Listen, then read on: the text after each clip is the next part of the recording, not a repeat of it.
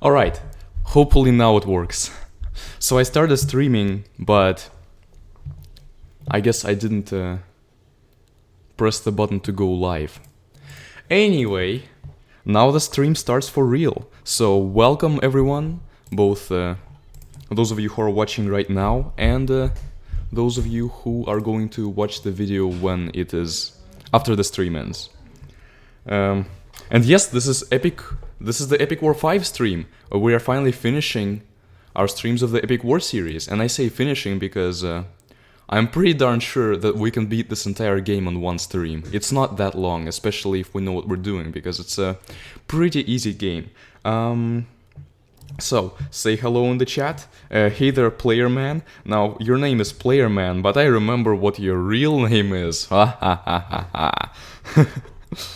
Alright. So, let's full screen. I was initially going to play on Flashpoint Infinity, but for some reason Epic War 5 specifically didn't work there, so I had to use load the SWF file in Internet Explorer. Yeah. Well, I mean, it is the last game in the... Okay, I say this is the last game in the series. I'm not counting 6. And then obviously Saga is still a thing, but in the vanilla series it is the last game, so it's the newest one of them, but still pretty darn old. Alright, let's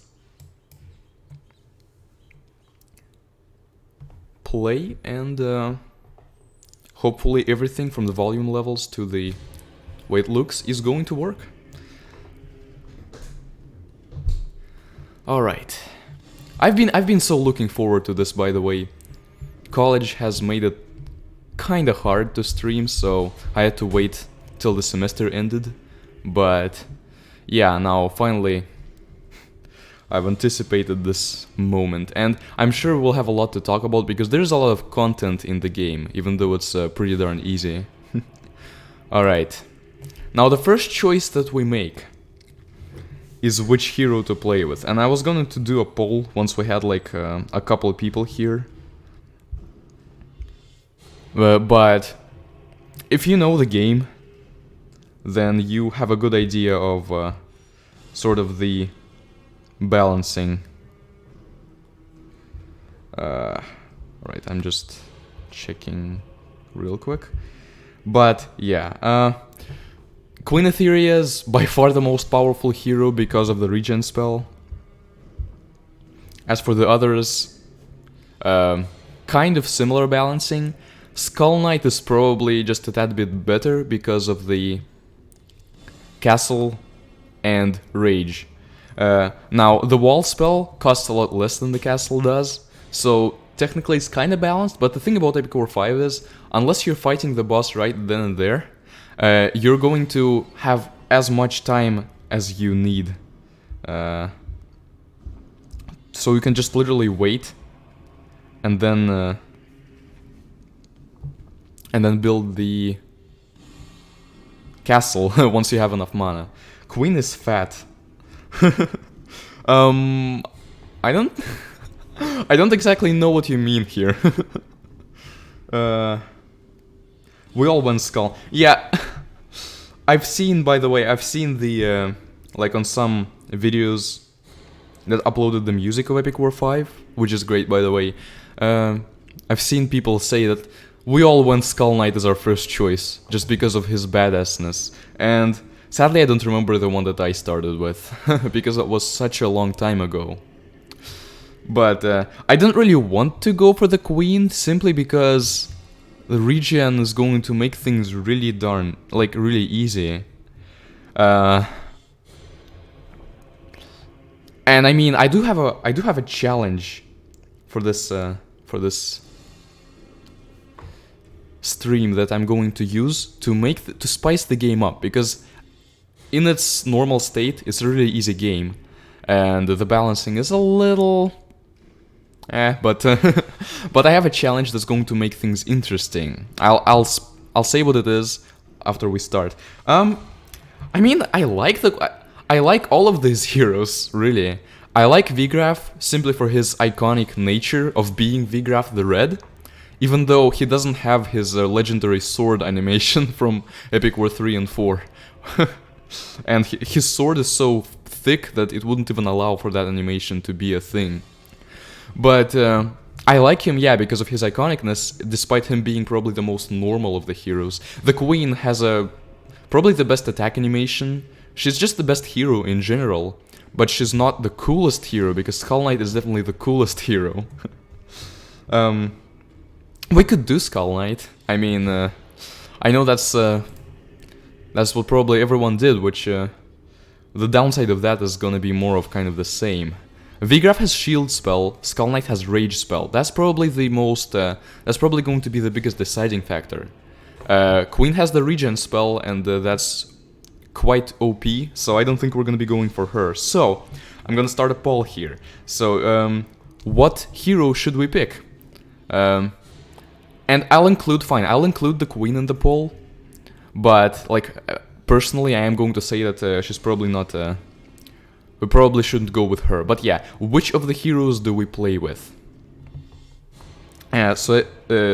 Say your vote in the chat, and then we'll tally it up, and it's probably gonna be like one vote, but hopefully we will get enough to enact democracy. Minions have the good damage spells. Yeah, I think the heroes only really have some basic damage spells. Like, Vigraf, yeah, funnily enough, despite being the first hero and the most sort of vanilla basic one, that's also why he's the least played. Although, I don't know, new players don't really know about Regen being OP, so new players only pick based on how they look. And by the way, while the vote is going on, I am going to click on these in order to let you see the image more brighter and listen to the music.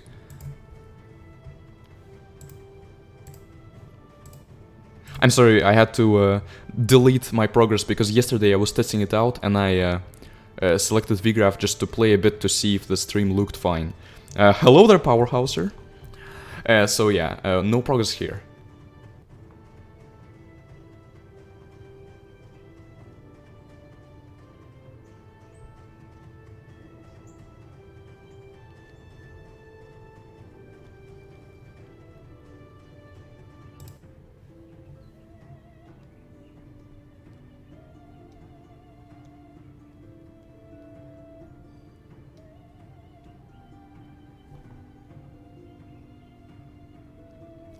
Oh, okay. Yeah, the reason that the music is quiet is because I wanted to make sure my voice wouldn't be drowned out, and that's the levels I have in my videos.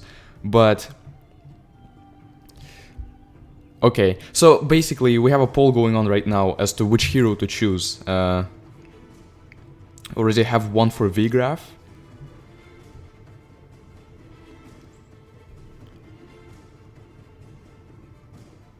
And all of these theme songs are also pretty darn good. They exemplify their characters, even though it is I don't want to say cliche, but it is certainly nothing new. Skull Knight has this badass evil music.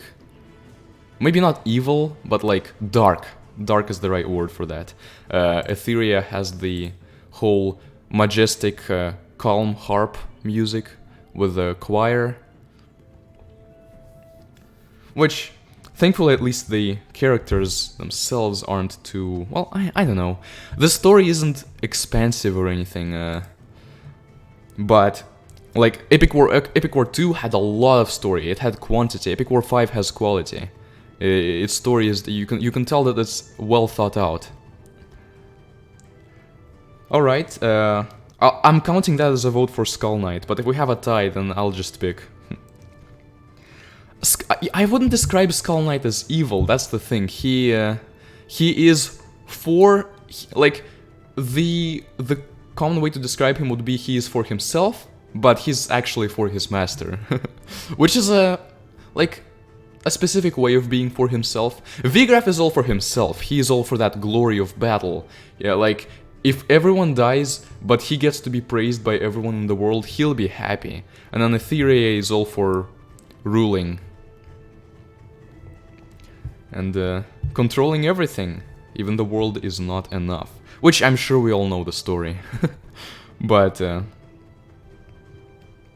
I will read the story, unlike in Epic War 2, because it's not too long. Alright, we have... Hello, Glyphus. Right now we have a vote going on as to which of the heroes to pick. We have one for Vigraf, one for Skull Knight. Personally, I don't really want to play Etheria because of her overpowered regeneration spell, and but I will play with a challenge, a twist that will make the game less easy, less of a cakewalk. You are right, and I think that's actually a really good thing that we don't know who the Skull Knight's master is. Because if we knew, the mystery wouldn't be there, and also we wouldn't know how we don't know how justified Skull Knight is in following and waiting for his master. He could be a really powerful master who's eventually going to return, or he could be dead or just not powerful. You'd think he's powerful since he turned Skull Knight into a demon. Like someone who looks like that. There is surely some backstory behind that. Let's go in order. I vote for Vigraf. Okay, we have 2 votes for Vigraf, and I was kind of actually thinking of doing Vigraf myself. Considering that he's probably the least played, so... Yeah, going with Vigraf.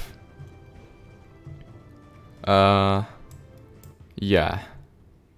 I don't know if there's a point to playing all 3 of them, but if there is, it's definitely going to be just the normal stages to see the story, and then the trial and the extra in trial stages we're only going to do with 1. Or we'll just do the entire game with 1. For thousands of years, the human race was ruled by the eternal Queen Etheria. So she is eternal, so she's not just... But I think in her own story we get to kind of glimpse into how she became eternal. But just a bit of a glimpse. With this game, it doesn't go into detail, instead it just reveals a tiny glimpse and lets the effect seep in. All mythical beings, including humans, pledged to serve the one true queen since time immemorial despite innumerable challenges by friends and foes alike. Yeah, this type of writing you wouldn't encounter in Epic War 2. Epic War 2 would try to be epic in a cliché way. Friends and foes alike. Her rule brought eons of peace and order to the realm and terror to its enemies in the Blighted Wilds. You can tell that this is the campaign they want us to play first, because it introduces the world, and introduces, oh, this is this queen, she is immortal, and she brought peace to the realm. And then when we play the queen, which we're supposed to play after that, we get to see that how she became immortal, and that maybe the peace that she's obtained might not be the best thing, but at the same time, she's not outright evil, she's just self-serving. Hello, Metal. Good to see you all here. It has been a highly anticipated stream for me, and apparently even for some other people, so thank you guys for that. Alright, yet in the midst of all this, one human felt uneasiness in his heart.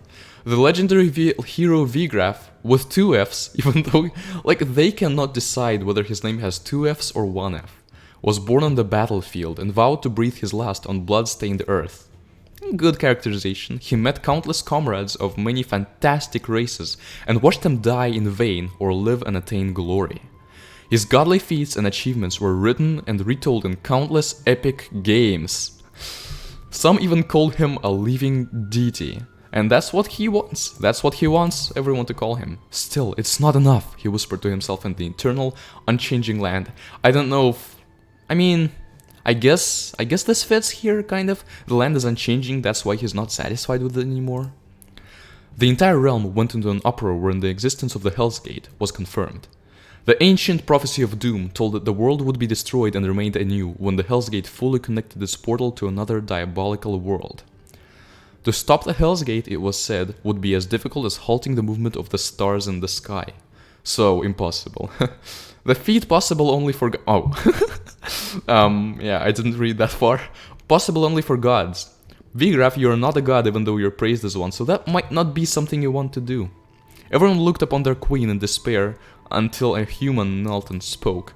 My queen, I, the legendary hero Vigraf, will prove myself capable of stopping this unspeakable doom. A human! Okay, maybe I shouldn't do that voice. A human! What are you, mere mortal, to try to accomplish something that even I might not be able to do? What are you doing? Are you challenging the very limit of your existence? Are you trying to live up to your title, a mockery by those who understand not the nature of divinity? What does that mean? A mockery? Those who don't understand the nature of divinity mock Vigraf's title? What? I think instead of I think this word by is wrong. I think instead it should be a mockery of those. So like by his title of like deity, god, everything, which is not true, he mocks those who don't understand what it actually is to be a god. Are you simply going mad like the rest of your race? Well, what is your race, queen? I wonder what race the queen is. I don't think we actually get to find that out. Interesting. Very well. Just as no master would deny a slave stupidly willing to do the dirty work, then I shall release you from my servitude for this quest of madness. Tame the wilds, inspire people to join our charade, and die in vain for all I care. No, I shall live and attain glory. He whispered to himself and walked away. Dying in vain and living and attaining glory is being repeated here because we saw this at the start earlier. And now it's being repeated. Repetition is prominent in Epic War 5's story, which is funny because Epic War 5's story is not long. It's not Epic War 2. But yeah, but I just think it's a lot more well written than Epic War 2's story. And then, even though there are occasional mistakes and deficiencies, I can't help but really enjoy it. But I think that concludes the story, and we are now on the world map, which pretty darn good world map. I think one thing that Epic War games have generally just become better and better at, like where I cannot name a single iteration just from the first 5 games that makes it worse, is the maps. Like every new Epic War game has a better map than the previous one. That's what I think. Because the first one, and even to an extent the second one, all really monotone. The third one is like a battle map, it's still kinda monotone, but there are different castles and, you know, pretty cool. The fourth map already looks like a world you might want to be in. And then this one, I mean, here the map actually kind of matters because where you are affects the background of the battles. Her race? Extinct. At least to me anyway. Probably of... maybe. I don't know if I want her to be an elf, because being an elf and the soul immortal and majestic is kind of standard, but at the same time, she's not immortal because she's an elf. Elves aren't immortal in this universe. She just sacrificed someone else to attain immortality. And yeah, she does kind of look like one. So we'll go with elf. She's an elf. Vigraf is a human, and Skull Knight is a former human who was transformed into a demon by his master, who we don't really know about, but he obviously knows about. He doesn't want to tell us about his master, because that would be disrespecting him, I guess. But yeah, we can go to... So these are the achievements. I know them basically by heart, so I don't need to go check these.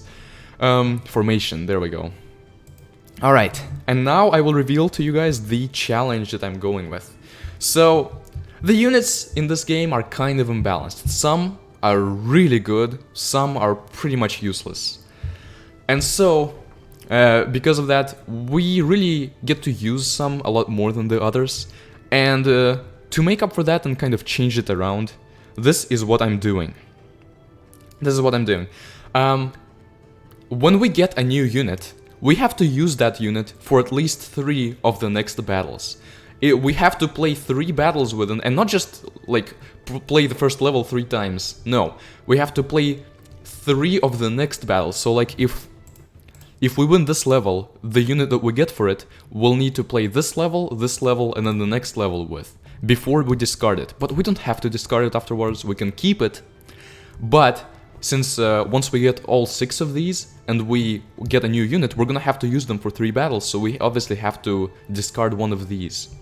That's the challenge, is going to ensure that we play with all the units at least 3 battles, which will highlight their strengths and weaknesses and make it just a bit harder prevented from being a cakewalk. I remember hacking this game with cheat engine, hacking XP, good times. I can imagine, but then again, XP doesn't matter that much in this game. You can obtain all the XP you need to upgrade these units without even without hacking. So this probably isn't the epic war game that is most exciting to hack. But yeah, we start with Vigraf, hobbits, and dwarf defenders. Yeah, these are little hobbits, and you know, we have stats and resistances, but right now they don't matter too much yet. We can just proceed to the first level. Level 1. This first of all, let me catch up on the chat. Let's be real here. If Skull Knight did that much for his master, then this master character has quite a lot of influence or power. I agree, which begs the question: is he just really freaking good, or really freaking strong and powerful, or is he really good at manipulating people to be very loyal to him? Good question to think about. Nice challenge, definitely make sure everyone gets screen time. Yes, that was my intention. My two intentions were giving everyone screen time and making it a little harder than if I just picked just the best characters. Alright, level 1, the Sturge Pass. The roads connecting various hubs within the realms have been plagued with bandits lately, and their leader was found desecrating the Elven Forest. Defeat him and the elf hunters will serve your cause. We need to kill the troll bandit leader, or just a troll with more HP than other trolls. Which is okay, because this is the first level, it's the first time we see the troll, so it's okay that trolls are going to appear later. Alright, I know everything about the tutorial, let's speed up. This game is like... I don't know, I would probably go crazy if I had to play this game on speed 1, just because I'm so used to playing it on speed 3. And we can go. I will destroy you! Yeah, we're gonna hear a lot of that. We are going to hear a lot of that throughout the game. But Vigraf's attack animation is actually pretty cool because he moves forward, kind of like the Inferno. He can like get past enemies, whereas Etheria and Skull Knight have to destroy those enemies before they can go forward. And so this gives Vigraf a bit of an advantage, especially like in one of these levels. You'll see how it's so hard for the boss to actually hit him. Rolling bomb guys with Devil's Pact. Oh yes! I remember I made a video once where I got Devil's Pact through decompiling the game. And Devil's Pact, by the way, is an accessory that exists in the game, but that there is no way to actually get. No level and no achievement actually gives you Devil's Pact. So to get it, you have to actually like hack the game in a way. But I got it, and it's the achievement that decreases the health by a bit, but increases the damage by a lot. It's the opposite of the Super Robo Suit that you get for beating the End of Hope. And I equipped that on the bombers, which had 1 health, so 1 health, and it decreased by some percentage.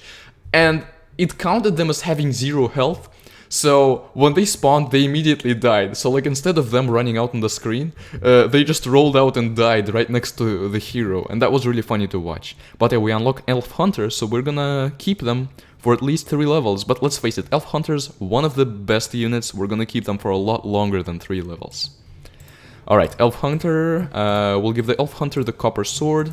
I like giving them the attack items. We'll upgrade the little hobbit, increase the health. He now goes from 80 health to 90 health. So we are now not going to have any problems because of that. I think the troll has less health than the normal trolls. No, he definitely doesn't, because like even Vigraf does 50 attack. He could kill a normal troll much easier than that, and you could see like just how much damage is being done to him, but he was still alive and going strong. I don't remember that this game had voice acting. It does. This is the one epic war game where all 3 of the heroes and the angels actually have voice lines that they randomly choose to say sometimes when they attack, and that's funny, but also can get annoying. But to me, it never really got annoying. It's funny. Now I want to play this game. That's the thing. The game is enthralling. Epic War 5. I could describe it, and it's arguable, but I could describe it as the game among the 5 games in the series with the weakest gameplay, the weakest balance, and the strongest everything else. Okay, let's start the new games, start the new levels so that we're not just wasting time. But yeah, like the gameplay is a little less epic warish than usual, and it's not like quite up to standards, but... And then there's the balance issue with a lot of units being downright obsolete. But like the art, I think, is the most fleshed out. Ooh, we're losing quickly. Probably the best art in the series. I definitely think it has the best music in the series, although Epic War 3 is a close second. And a lot of the, like, it's good music-wise, partly just because of quantity. Like, it has more music than the other games, and that's what makes it good, but it's also really well made. The story, I think, is the best one. Like, Epic War 2 is a contender with just how much story there is. It kept me going and then playing through the boring levels in Epic War 2. Okay, VGraph, can you, like, attack the bosses and not the hobbits, please? But this story actually makes you think, and I can appreciate that more than just a lot of story. The world, just all of that combined makes for a really well fleshed out, like this world. Even though it's not the first Epic War game I played, the first Epic War game I played was Epic War 4. Epic War 5 was the second game I played, but I was like much more enthralled by Epic War 5's world. Like I actually wanted to kind of either be a part of it or think of stories in that world, because that's what my creative mind liked doing with the worlds that I liked. And Epic War 5 was one of them. I think it has the best world and the best, basically everything when it's not gameplay and balance. Hello, and yes, it is because we voted, and but yeah, I would say that VGraph is probably the weakest of the heroes, but VGraph and Skull Knight are basically about the same amount of power. The Queen is much better than they are because of regen, but yeah, you basically choose between VGraph with Shield and Skull Knight with Rage. And the reason most of us chose VGraph is that I think it's just that we don't get to see him as much because most people choose the other heroes, the more quote-unquote interesting ones. Yeah, we destroyed that level. Although I did have to heal him, he would have died multiple times if I didn't heal him. Alright, upgrade the attack. With hobbits, the only thing that really matters is their population. Like if you get 16 of them, which is the max, you can distract people the most efficiently in swarms. And then with Dwarf Defenders are frontliners, so with them what matters is health and also population, yes, but we do want to upgrade health. And we can also give them a copper shield, so that they can survive a little better. I would categorize these units into different categories. I'm gonna talk about them later when we actually get a chance. Alright, attack plus 5. Yeah, attack matters with the ranged units. Population always matters, but with ranged attack matters more, with frontliners, health matters more. Alright, let's catch up on the stream, on the chat I mean. Are there any other items you can get like Devil's Pact? I think that's the only one. I definitely remember looking in the game's files, I don't remember any other items being there, so I think it's just the Devil's Pact. Yeah. Imagine the Inferno boss, but he's 5x faster and his attacks are too. Oh no. That would be scary, because Extra 8 is already one of the hardest levels in the game. Like, I think Extra 8 is, in a way, harder than a lot of the trials. But we'll get to there. Right now we're on normal 3. So yes, there is a way to go still. Now it's raining, and that makes the world better, but also kind of increases lag, so the game right now is slower than it would have been without the rain, which is unfortunate, but not a big deal. The fact that we can speed it up makes it tolerable. Are you going to give the anti-tower item to centaurs? Absolutely, yes. I think centaurs are the perfect guys to have the anti-tower thing, because their spears hit more than one person. So like if there's someone in front of the wall, centaurs can still hit the wall reliably. And they're always going to shoot in front. Like mages, they can sometimes attack right next to them when there's someone right next to them. But centaurs are always going to shoot that spear, and that spear is always going to go in an arc and basically hit all the buildings. This is the boss I was talking about. See, Vigraf is now inside him, and due to Vigraf's attack, the boss can't really hit him. And that's, you know, it doesn't matter too much because this is not a very strong boss, but it's just fun to watch. I died for the first time here on this level. Fond memories. You remember playing this game for the first time? I'm actually kind of jealous. I played it when I wasn't even like 10 years old yet. And I don't really remember a lot of memories from my first time playing it. I kind of remember seeing the final normal level for the first time, where there's the giant golem, but he's not the boss. Extra 8 is the second hardest level. First is Trial 4. The thing about these trials, and the very weird thing about the balance, like, sure, the balance isn't great, but you'd think it'd just be some levels are too easy, some levels are too hard. But the weird thing about it is that with a lot of the trials, like, we play them. I'm saving up for the shield or wall. I'm not buying the attack power up yet. Like, we are... You'd think that there'd just be like a set level of difficulty. But like, I remember Trial 4 being really hard at times, and I remember Trial 4 being really easy at times. Same with Trial 5. Trial 5 probably fluctuates the most. Sometimes it's really easy, sometimes it's really hard, and I could never figure out why. But I do have I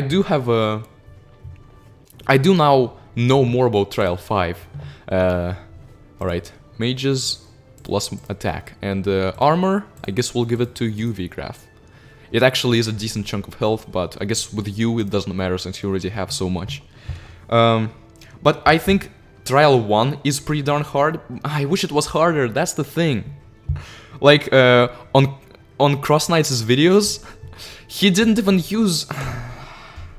Like, I wish that level wasn't beatable with like Amazons and the Beast Riders. I wish you had to use like hobbits and goblins for it, and the magic people, because golems are weak to magic.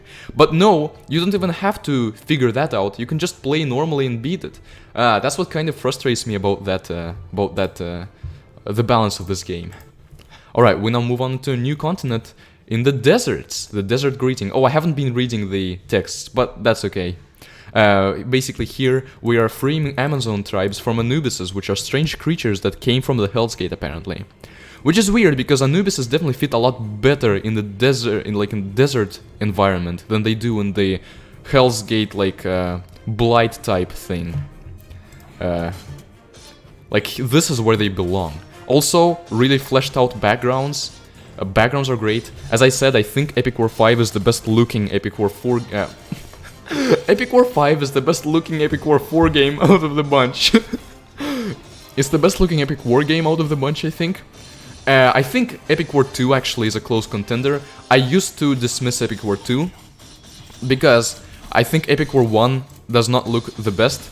It has a lot of really low resolution small units, and it was really gloomy looking. Hey Vigraf, how about you retreat for a bit? But yeah, Epic War 1 is really gloomy looking, dark, kind of off-putting, and also it had a lot of really low resolution units. And since Epic War 2 like is so similar to Epic War 1 in other aspects, I used to dismiss its art and think that this was just as bad as the art of Epic War 1, but it's actually quite good. Like, it has a lot of noticeable improvements. The backgrounds are much better, there's more of them, and they look more colorful. The entire game is more colorful than Epic War 1, and there's a lot of really badass looking, large, and good resolution units. Hey Vigraf, it's time for you to fight again. Now it's just this guy and his small little minion left, but the minion's about to die. Alright, let's catch up on chat once this is over. Ooh, I'm about to die? Okay. See, playing on... and now he's luring him out. Yeah, Vigraf, amazing. Just killing those hobbits and goblins while the boss is trying to catch up to you. Such a Vigraf thing to do. Alright, we win. Now let's catch up on chat. The worst part about Extra 8 is that you need to play it quite soon if you want to use Succubi. Yeah, it's like Succubi are about as good as the other magi, like kind of better a bit. But you still want them if you want to use all 3 of the magi, so you have to beat XR 8 and then level up the Succubi.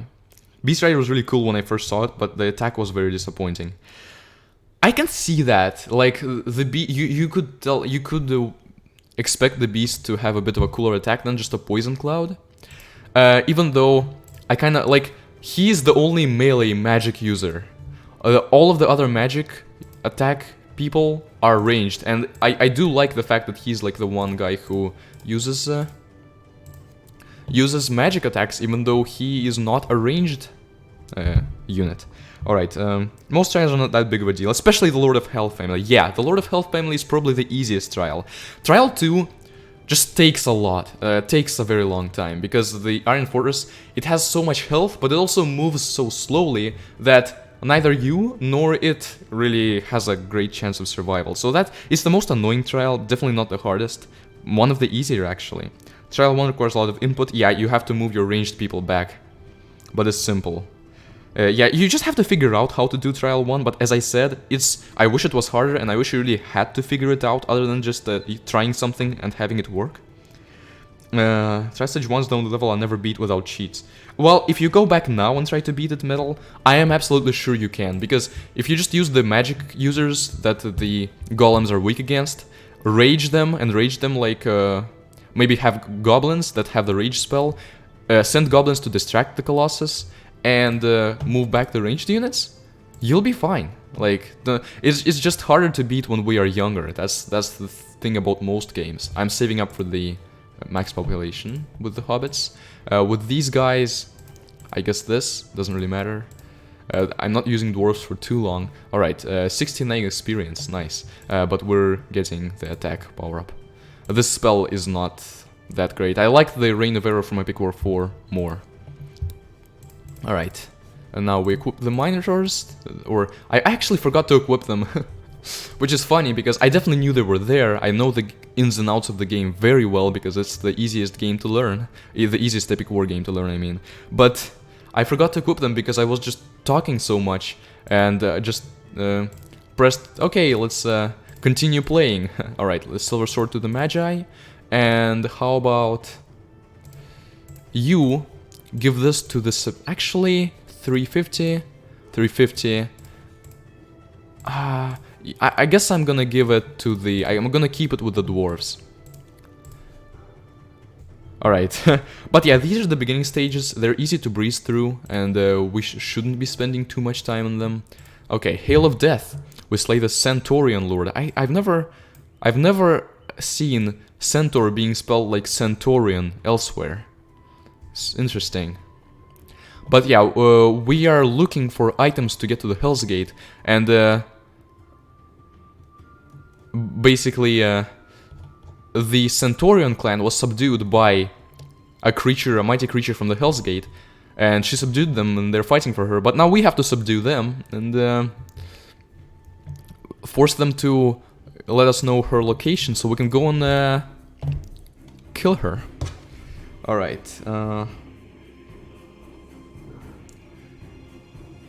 Terrain 1 is not complicated, but requires lots of input and it's easy to mess up. I agree, although still easier than I would wish for it to be. Anubis is, I believe, the Egyptian underworld god. Yeah. And then here, it's not called Anubis, it's called Anubis Spawn. So it's like spawns of Anubis. So I guess there's one Anubis and he made these guys in the image of him. Alright, just gotta remember to heal Vigraf, so we don't waste too much time. Amazon's Anubis spawns share something in common. They're great cannon fodder. They're not the best. I think the Minotaurs are like the Minotaurs. The Taurus Oxen are better as cannon fodder. Amazon's Anubises are kind of like a little more attack oriented than Minotaurs and like Dwarf Defenders. Alright, we get to the Centaur Lord and are now destroying him, but let's retreat for a bit. Hobbits and Dwarves just keep going. We retreat for a bit, and the reason we do that is... Are you going to, like, come? There we go. I wanted to lure him out of the reach of this tower, because the hero would not survive being shot by the Centaur Lord and that tower. But now, without the tower, he's only being shot by the Centaur Lord, and we can destroy him. The thing is, this level is a bit harder, because the ranged units aren't as effective, because he just kills all of them. I used shield, but it almost didn't matter. They're still quick at killing us. Right. There we go. Centaur Lord is defeated. We're still being shot, darn it. Okay, we unlock the Centaurs, or the Centaurians. We now need to remove... Now, we can't legally remove these guys, or these guys, but I wouldn't want to remove them anyway. I'd want to remove the hobbits. Let's level them up right before removing them. Perfect. Let's move the... Let's kind of make a small rearrangement. We're gonna have dwarves, minotaurs, amazons, archers, mages, and centaurs. There. Now they kind of have a nice order to them. Let's catch up on the chat. Right. Epic War 2 has a boring early and mid game, but Epic War 2 does have a good late game though. Yeah, absolutely. It's like, it's the game where you really have to work for it, but once you do, the payoff is very rewarding. There. That's why, despite it being the most epic war game, I don't actually think it's the best, but I do think it's up there. For Trial 1, go with Goblin, Hobbit, Centaur, Succubus, Witch, and Wizard. I would not want to go with a Centaur, because, I mean, maybe? Like, I mean, possibly? Like, okay, Centaurs, I would want to go with Centaurs if they have that anti-building thing equipped on them, because if they do, then they can still be useful despite golems being strong to pierce. Strong against pierce, yeah. The Iron Fortress, that thing must be the literal slowest unit in all of the games. Oh yeah, I agree. If we don't count the ones that just don't move, it is absolutely the slowest. And when I didn't really know how it was called, I used to call it the Time Machine, which is ironic because it certainly a lot of time is going to go by for it to get there. Wish there was a bit more RNG in this game. As in, like, what kind of RNG would you be looking for? Iron Fortress is so unfun. It's kind of fun where it's on your side, because just because of its unusualness. Like, the other Titans are kind of definitely have a lot of parallels to the other Epic War games. This is Epic War 5 exclusive. Any unobtainable units? The Power Goblins, the Imps, like the Red Goblins, and then just like a bunch of bosses like the Recolored Beast King, the Recolored Angel, and that's basically it. Also the small Lords of Hell, I guess, but they're the same unit, they're just scaled down. So playing the words Centaur and Centaurian. Maybe. I don't know if the game is clever enough to make such a play, because the Epic War games have not been known for their amazing English. They are not made by English developers. Let's drink my tea. By the way, if you guys don't have some tea with you, it might be a good idea to get.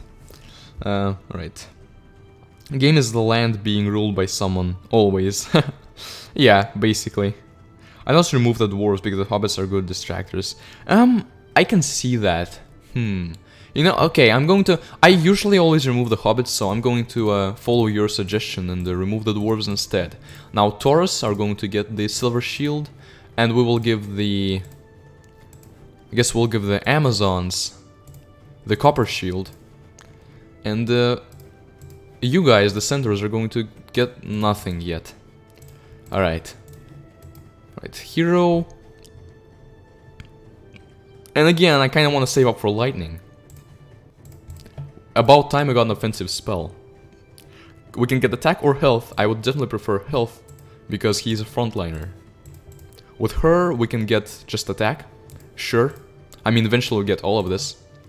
But, you know, if I had enough, I would prefer population. And then with him... Sure, that's the only thing we could get.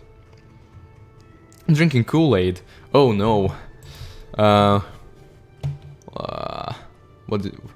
got a bit lost there. Okay, there. Shade of the Missing Land.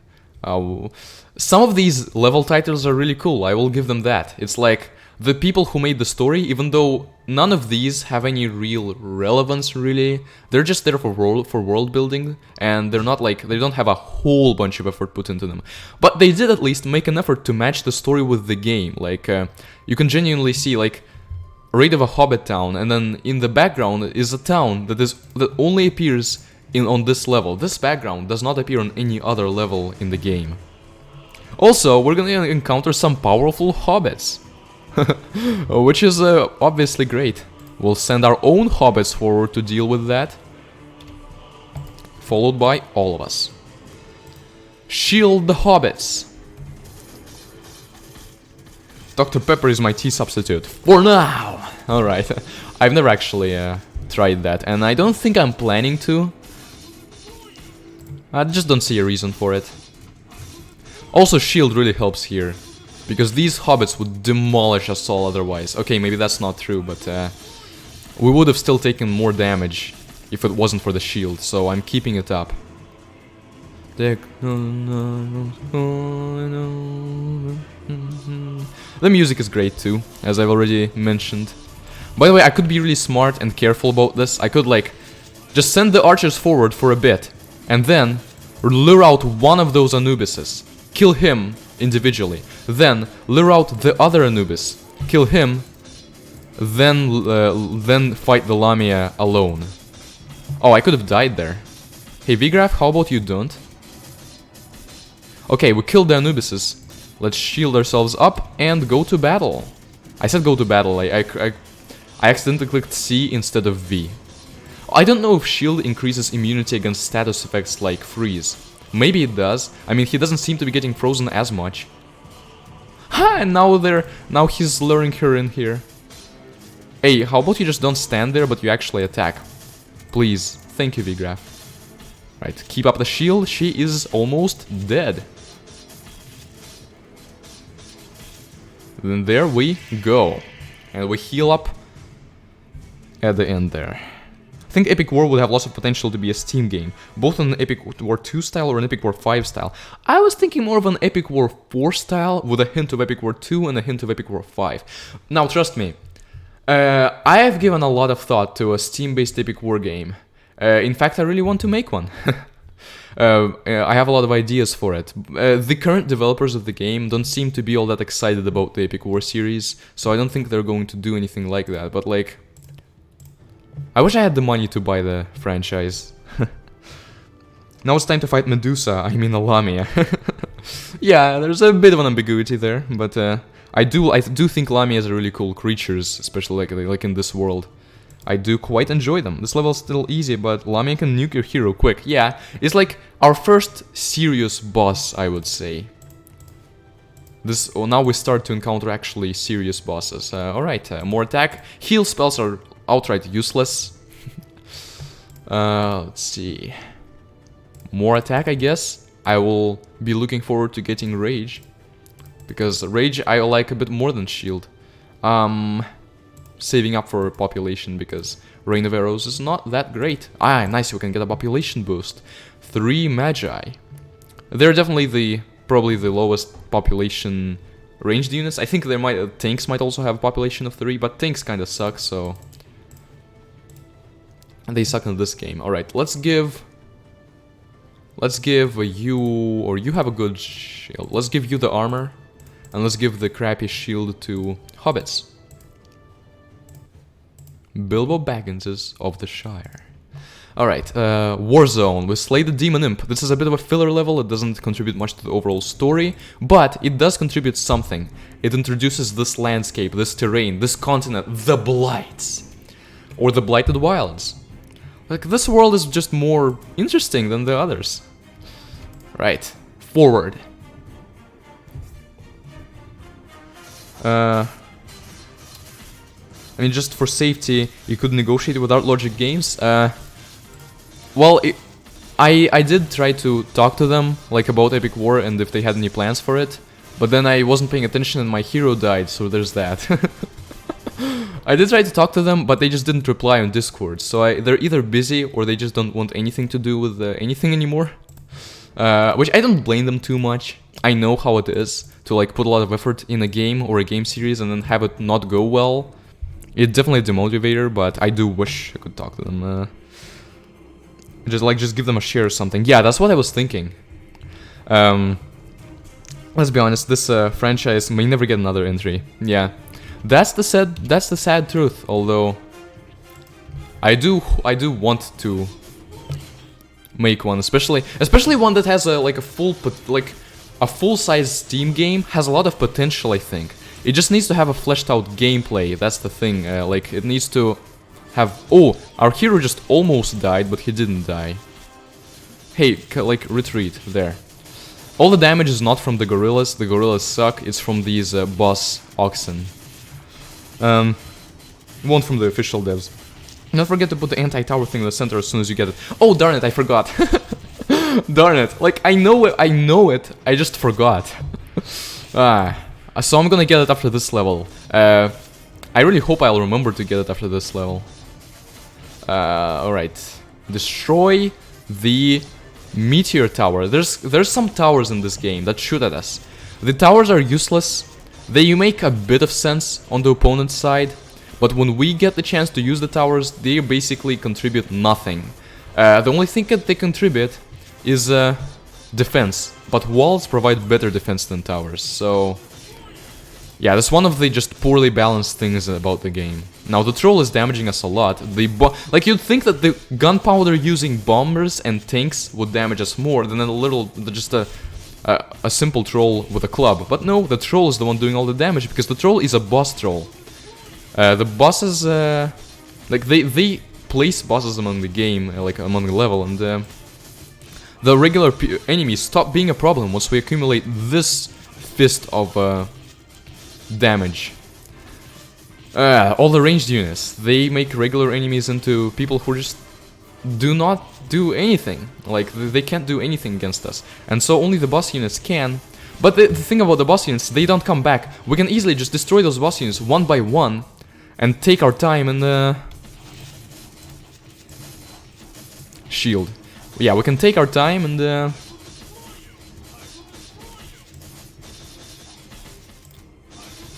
not have any trouble against them. That's the thing. Just not a very well balanced game. Ooh. I needed to use healing, not shield there.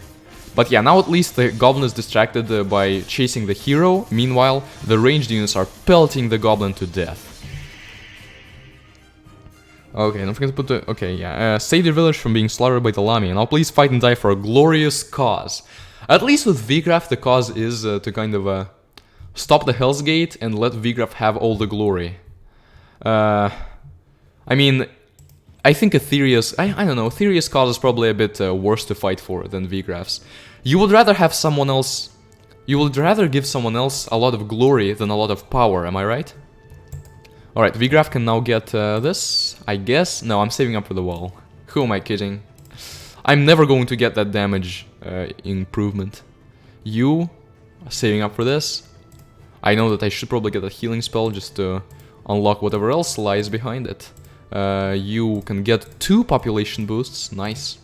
You can get a population boost and even a damage boost, a significant damage boost. It goes from 35, I think it's 35. Yeah, if we remove this accessory, it goes from 35 to 20 more, so 55. And it went from 36 to 57 because now since the Copper Sword is percentile based, it now adds 2 attack and not 1. A lot of the non-percentile things in the game just kinda suck. Like the health increases, they're not percentile or anything. And the healing spells, and like the Phoenix Badge, not percentile, but the... what do you call it? A lot of the other stuff like regen and a lot of the other accessories are percentile and genuinely are very useful. Alright, let's not forget to give him this.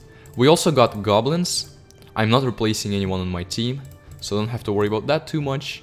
Oh, right, I'm saving up. Saving up with both of them. Alright. Just out of curiosity, how close are we to getting this? Not even close in the slightest, darn it.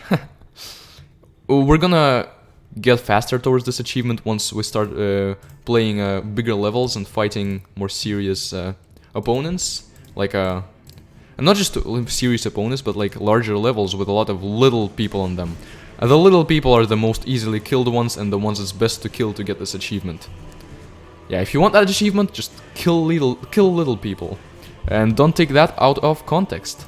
Let's charge. This is a point in the game where the hero needs to start chilling back a bit. Yep!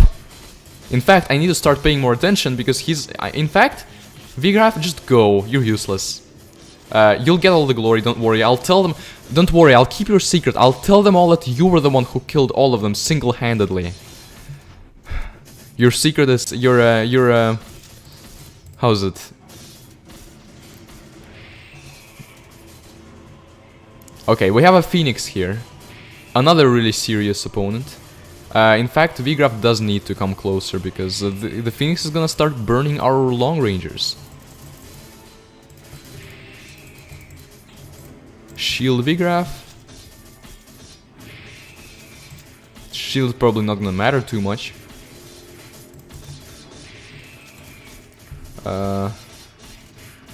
Maybe sending Vigraf out to battle is not the best idea from here on in. Yeah, you guys have the same idea. Oh, and nice, by going back here, we're gonna let our centaurs destroy the altar. And also shield. Phoenix is approaching half dead. Not well balanced game. Ooh, perfect time to trash talk the game right before Vigraf almost died. Yes! The game is so bad, I can't even beat it. Like, the game is so easy that my hero just always dies. Oh, no! Darn it! You jinxed it! I was talking about how my hero kept dying, and then my hero died.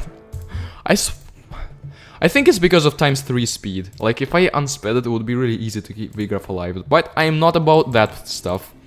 I'm taking the hard road. So, I'm pressing C and selecting everyone but Vigraf to go forward. Now we're talking. But the thing is, Phoenix is going to gain a lot of ground on us. We don't have the wall spell yet, that's the problem. Epic War 3 and Epic War 4 style works better for PvP, but Epic War 5 could work for story mode. Yeah, that's what I was thinking. I think... And also, Epic War 5 kind of devalues the gameplay a bit. As in, like, the type of... like a mess of bodies style. That's not just a mess of bodies, but let's kill those succubi. But you can tell that there is weight to the gameplay. There is a lot of weight. As in, okay, we can't rage. The rage would have been perfect there, but I guess shielding is going to work. But like you can tell that all of like. Remember in Epic War 4, the frontliners actually had weight to them. You could tell the frontliners fighting was significant. These frontliners come out here to die, and that's it. Like, they're all swarm units. Not really frontliners. But our hobbits do at least help us a lot here. Yeah, Epic War 4 gameplay, Epic War 3 and 4 just works a lot better. But there are elements of Epic War 5 that work great. And I do think that a perfect Epic War game would combine the epicness of Epic War 2, the world of Epic War 5, and the gameplay of Epic War 3 and 4. Not just the gameplay of Epic War 3 and 4, a better gameplay than that, because Epic War 3 and 4 had a lot of exploits and issues that made them, like, not perfect as far as gameplay went.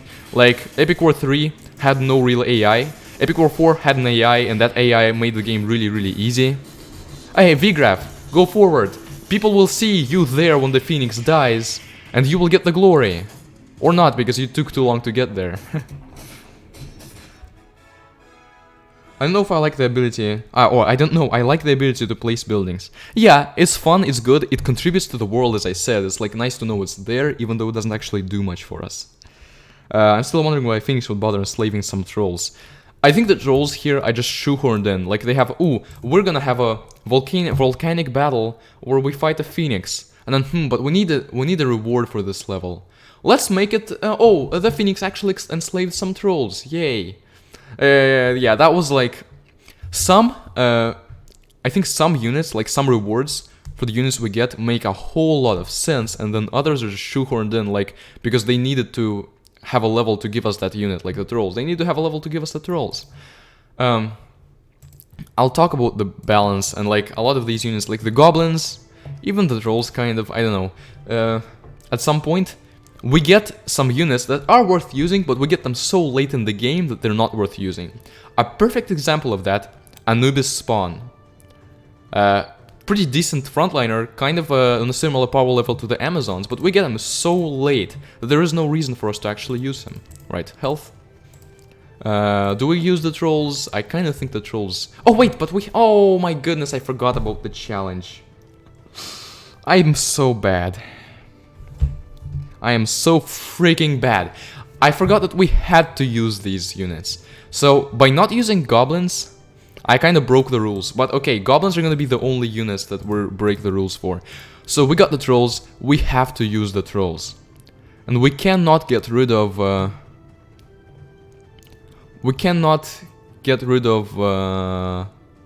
Actually, we can get rid of anyone at this point. Can we? Yeah, we can. We wouldn't have been able to get rid of goblins, but goblins are going to be the exception to our rule. I'm so sorry. I just kept rambling because there's a lot of interesting chat discussion, and I kept forgetting about it. Alright, who do we... Okay, we need the trolls. Who do we switch out? I guess you guys, because Minotaurs have a more population. So, Amazons, you are gone. Trolls, you are going to get the golden shield, and we will give the golden sword to the elf hunter to replace their crappy copper sword. Alright, the Phoenix was tired of getting trolled, darn it.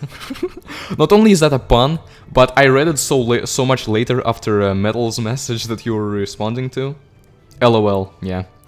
Might have an Epic War 5 like Adventure mode and have an Epic War 3/4 style Dominate. Maybe, yeah, I would say so. That's actually an idea that I had. I like how similar our thoughts are. Like, we are true Epic War fans. We know enough to really have a good idea of where to go with all of this. Yeah, Epic War 4 frontliners were good, especially Valkyries and Paladins. Yeah, Valkyries are amazing. The Untamed Beasts / Yetis still had weight to them. Like, if they were here, the closest comparison to Yetis in this game are Trolls. Kind of have health, but they die so easily, and it doesn't feel like a Troll club hit does not feel like a Yeti slam. And that is not because of, like, the Trolls are inherently worse, it's because of the battle style. There's just less weight. I don't know how exactly to explain it, but there is less weight to this battle style. There was a lot of area of effect in Epic War 3 and 4, and that's why, like, a frontliner who hit a lot of little units and sent them flying, that was extremely satisfying and gave a lot of weight to the game. None of that happens here. Alright, are you kidding me? You are, of course, kidding me, right? Okay, while I catch up on chat, let's just quickly destroy this level. Especially Valks and Paladins. War Tigers are the best Epic War 4 units, by the way. Absolutely, no contest. I would have had some kind of Fire Knights or Fire Mages be the reward for beating the Phoenix. Yeah. Imagine if we got Succubi by beating the Phoenix. That would be so fitting, but they wanted to save Succubi for the... for much later in the game, which, like, Succubi are like one example of the fact that they got saved for so much later in the game. It doesn't actually make them useless, because even though you unlock them so late, you still kind of have a reason to use them. But with most units, it's not like that. Goblins and Hobbits are basically the same. You're forgiven this time. Yeah, thank you. I don't know what I was thinking there. Okay, but now. Oh, that wasn't a level, that was just me being mad that I was 1 XP short of getting the wall. So now I can get the wall. Hobbits. Still saving up for that spell. Trolls. Get a little more health. Then we'll be able to give you a lot of population boosts. Get a useless heal spell. To get a really useful attack spell. Like, this is really useful. He has 60 right now, and I think he has a sword. Yeah, he has this sword, so it's almost 100% increase. Also, accessories. I think all of our accessories are fine right now. We can get one more Centaur. There. Alright, I'm going to take a bathroom break, because I guess I've started an unfortunate time, so if you guys need that too, feel free, and I will be back in like 2 minutes, real quick.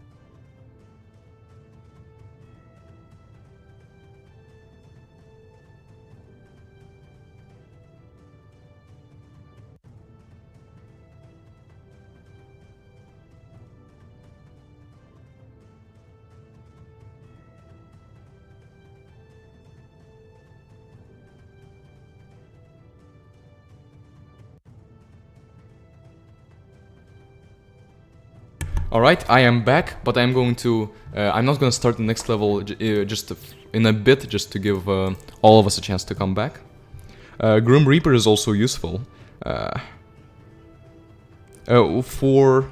What exactly were you referring to here by Grim Reaper being useful is... like in this game?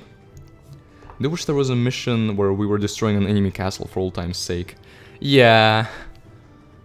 And I mean, you know, you saying for old time's sake kind of makes me a bit sad, because like, if you put it that way, it would mean that they were officially moving on from that gameplay style, and we're not going to destroy any more castles, and then would have one for the old time's sake. You know, that's not how we want it to be, right? I do think that this was a step in the wrong direction gameplay-wise, but it did allow for a great world and a fun adventure. VGraph is here to build that wall. Yep. Finally got access to that wall. Alright. I think we can continue now.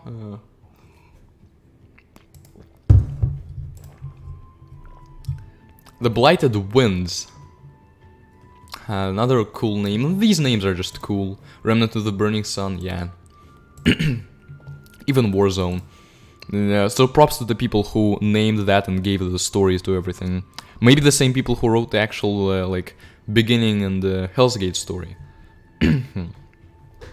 And I guess they did have to kind of work closely together with the developers, because like the art does match the story a lot of the time, which is kind of it's not completely expected from a Flash game. A lot of Flash games just shoehorn in their story, and that's kind of what Epic War 2 did. But at least Epic War 2 did make an effort to match the story, and I do appreciate that. Alright, so the Blighted Winds. Annihilate the Beast Rider Overlords. Because we are starting to get into Epic War 5's philosophy, which is, if we want a really strong unit, let's make an existing one bigger. Epic War 4, like, Epic War 1 and 2 just did not have that. Units were the same, and they were like, boss units look completely different from normal units. Epic War 3 had like a couple cases of that. Really strong succubi that were really strong Succubi that, like, and mage units that came out during revenge waves. And there was that invincible frog, invisible frog / invincible goblin. Epic War 4 had more of that with the pink Succubi, the giant Yeti, the giant Fire Lord. And Epic War 5 is just fully, we want someone to be stronger, just make them bigger. No need to draw new enemies, although it does already have 30 units, so that is respectable. Still prefer the castle though, yeah, I do prefer the castle mechanic. Wait, where are the hobbits to swarm? I need to talk about the classification that I had. Yeah, so the game consists of, I would say like frontline units, backline units, swarm units, semi-titans and titans. That's what I would characterize it as. We have backline units are people such as archers, mages, centaurs, stuff like that. Frontline units are like trolls and oxen, which are, I mean, they do have some swarm applicability, but they are still like kind of frontline. The most frontliners of frontline units are paladins and beast riders. They're the frontliners. There's not too many of them, but they have the most health and damage and so forth. Swarm units are like hobbits, goblins, and dwarf engineers. And I guess I do kind of see bombers as swarm units too. Oh, okay, I need to be smart about this. Alright. We got him on his own, without his brethren. And I'm gonna get the other one too, like this. Very exploitable game, I must say. Oh, Vigraf, don't go there, please.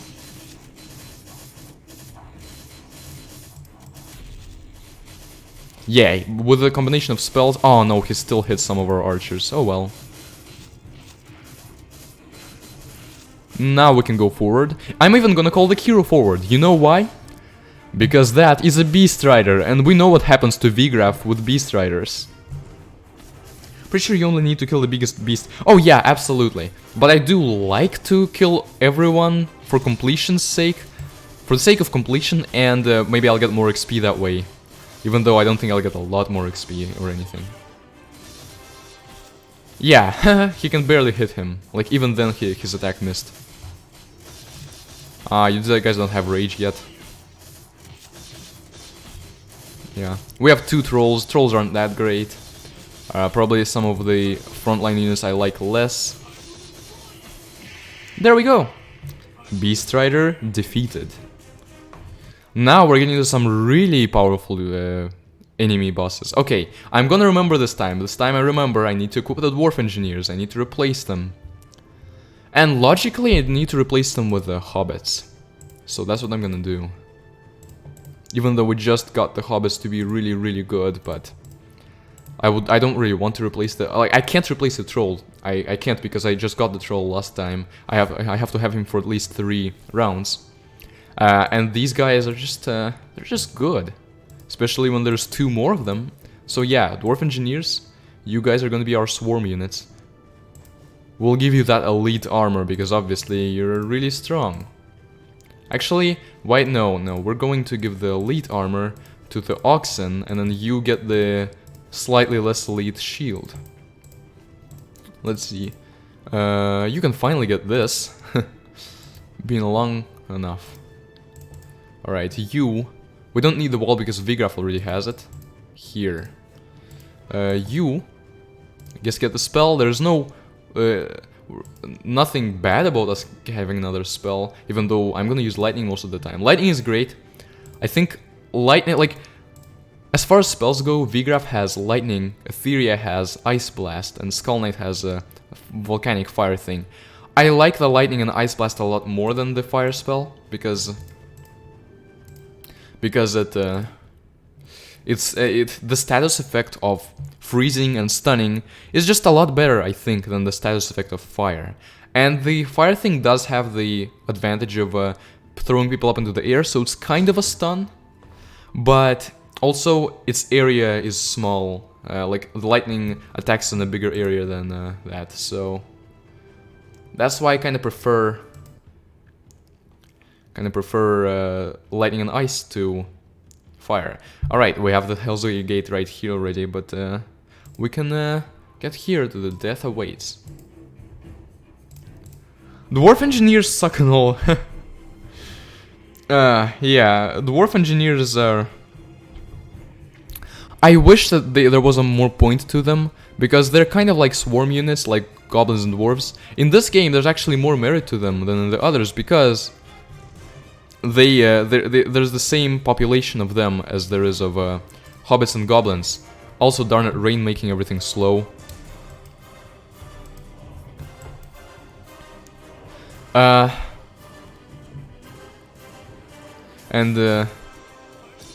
What was I talking about? Yeah, but they have to stop a distance away, and that kind of makes them less viable as swarm units.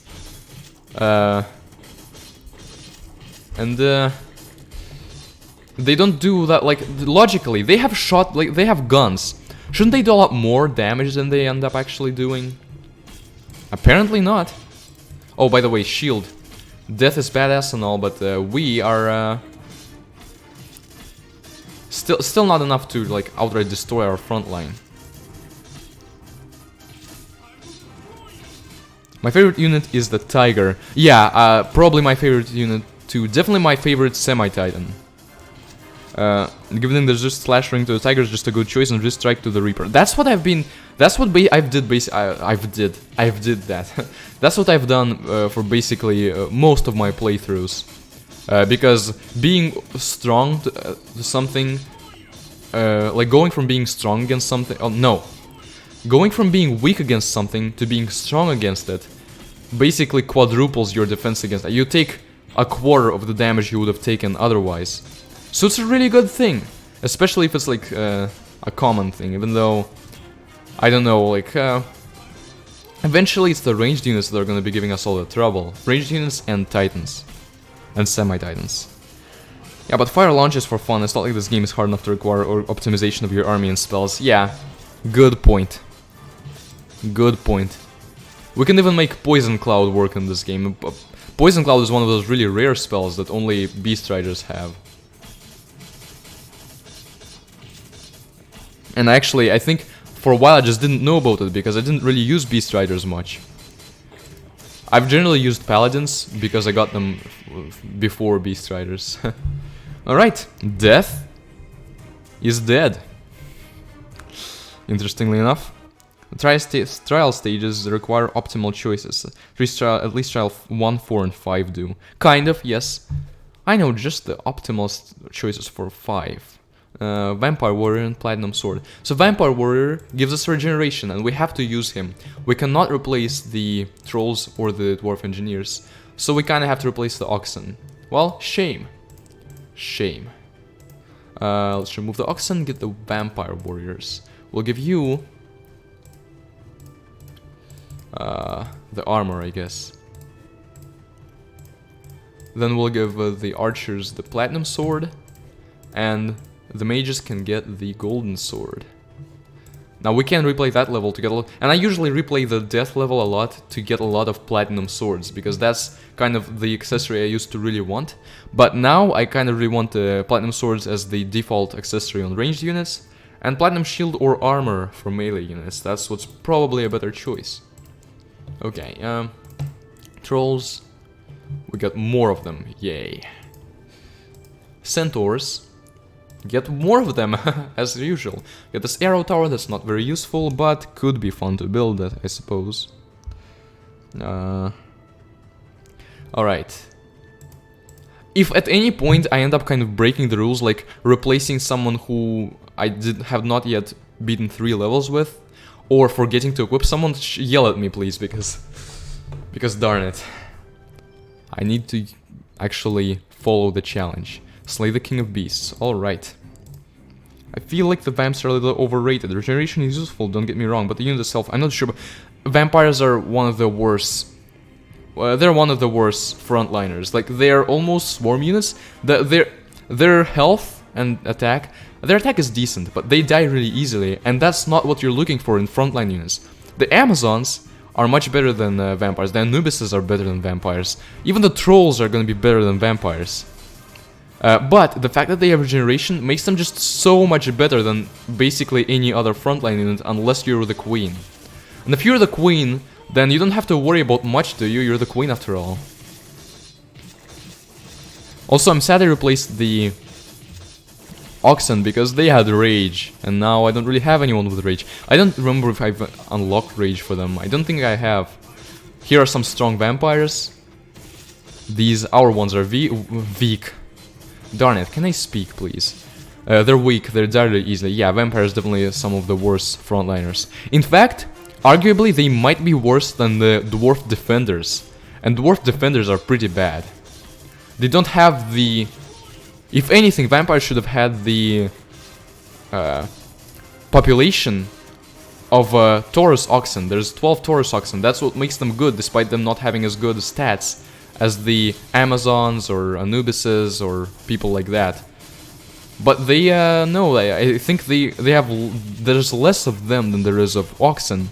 And there is somehow, despite dwarves being worse than Taurus warriors, somehow dwarves also have a smaller population. So maybe Taurus oxen just have an unnaturally high population. I'm also still confident to send the hero forward because I'm pretty sure the King of Beasts does not do a lot of damage to the hero quickly. Now all of us stand here, dwarf engineers go forward. We're gonna call them in one by one. There we go. Like one arrow hit him and he died. Oh, vampires go, trolls go.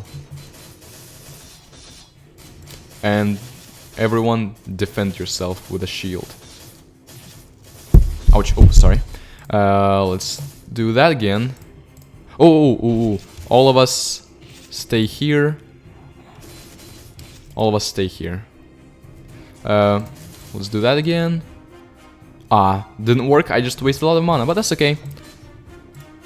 Even if I didn't have these spells, which, darn it, can I hit... Oh, there we go. Yeah, the spear hit them, which is a bit worrying. I don't want the spear to hit the King of Beasts. And I just accidentally didn't pay enough attention, so I had to restructure to have our frontliners be behind our back... Our backliners be behind our frontliners. What am I saying?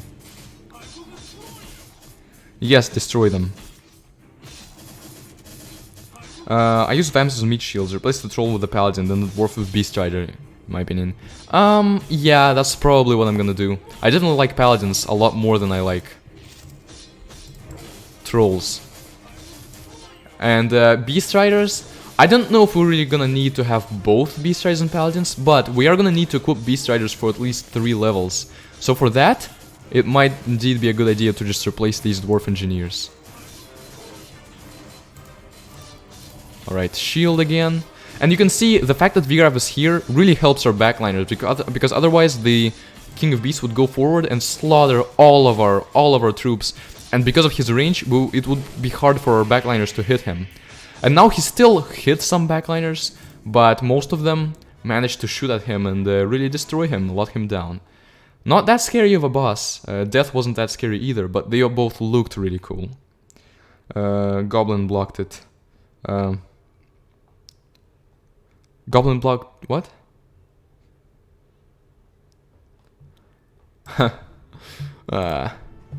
Alright, so I have to use the paladins, and yes, you are right, I'm gonna replace the trolls. Despite them becoming actually decent units now. Still, the paladins already have a lot more health, and they will get a platinum shield. Now, dwarf engineers, I guess more attack over here and here. We can eventually have 16 of them, but I don't think I'm gonna keep them for that long. And regeneration, that's what we're here for after all. With you guys, finally get 4, so these are maxed out, there's 12 of them, they are amazing. These guys, Arrow Tower, okay, also getting up there.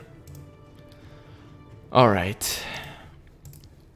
And this is the Hell's Gate. We got the regeneration just in time, like, for beating that level, for beating the King of Beasts, we got just enough experience for the vampires to have enough to get regeneration. And now we use this regeneration to regen the Angel, who is an essential asset to our team. Oh, Goblin blocked the arrows, yes, and Beast Rider also blocked them and so forth. Let's go here. We want the Angel to be hit, but we don't want her to be hit too hard. In fact... Oh, she's getting hit anyway, alright. Now she's in play and we are here. There is a golem, which is... By himself, he is scary, considering just how large he is. Ouch, the angel took damage from him. Thankfully, it wasn't that much damage. Like, when we get our own golem, he's not gonna be as large. They scaled him up. But they also scaled up Death and the King of Beasts, so... Kinda makes sense that Death, King of Beasts, and Golem, they are the epic creature warriors that are really impressive on the last 3 normal stages. But obviously, he is not the final boss. He is the final boss. The Minotaur of Doom. The Bull of Destruction. I don't know how we're going to beat this guy. Like, we're using spells, we're using everything we can, but I don't think it's gonna be enough. He's already advancing towards us, threateningly. I think he's just gonna kill the angel now. Oh no, I might have done a very bad thing by unleashing him upon this world. He also has some support cheering for him in the background, namely these guys. They're there to make sure that the bull is well supported enough to win. They themselves aren't that great, but level 12 is the best farm. I actually kind of agree, yeah. My farms are levels 10, 11, and 12. 12 is probably the best for both... 12 is probably the best for both population farming, so that we can get the King of Beasts, experience farming, and, you know, platinum armor is great. We don't really need platinum shields, because platinum shield and armors, like, they're basically the same. They do something slightly different, but in all actuality, I can't even think of a case where a shield and an armor of the same type would end up providing different results. Like, they're literally equivalent for not being the same thing. Also, normal-sized golems are being spawned out of this gate. Thankfully, they're also not that strong. We kill them before they get to do anything. Lamias are being spawned, bulls are being spawned, gorillas, which... gorillas are kind of decent for the enemy, but for us, we don't... they're not that great on our side. So yeah, what did I want to say? What was I talking about? Already forgot.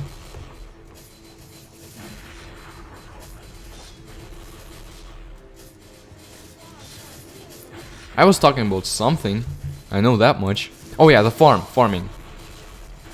Like, it's nice to get a platinum swords from the death level, and then, but then the shield and armor, they're basically equivalent, and so if you have enough armor, you don't really need to play the 11th normal stage. Now, we had rage, this would be going quicker, but it's still going pretty quick because of thanks to the angel. And then our backliners. He hits some of them with his really long sword, but he does not hit all of them. And thankfully this sword, unlike the Epic War 4 one, is not like horribly scaled up around the arm handle. Thou shalt feel the wrath of heaven, the angel is voice lining. Who's ready to see the most BS castle in the game? Oh, you mean the Hell's Gate? The one that spawns strong things. Well, I mean, yeah, with our accessory on the centaurs, we destroyed it quickly, and it's not... wasn't a big problem for us, but for when it was alive, the golems and all... Yeah, that was actually a pretty well-balanced building. The corrupted epic dwarf. Oh, yes. When he started walking, the earth shook. The mighty have trembled upon the walking of the evil epic Taurus oxen. I find it interesting how heaven isn't really on our side, but not necessarily against us in this game. Yeah, this this angel was only here, to record the fate of the my goodness. Now I'm misspeaking. The fate of the world. I don't know. I think she was there to record the fate of the world, but she didn't want the Hell's Gate to win, so she decided to help us out. Epic War 2 explains that. Yeah, Epic War, I don't think Epic War 2 is very compatible with this game, though, lore-wise. It's a whole different world, but I guess it kind of fits. What would Why is the Hell's Gate a portal to another world?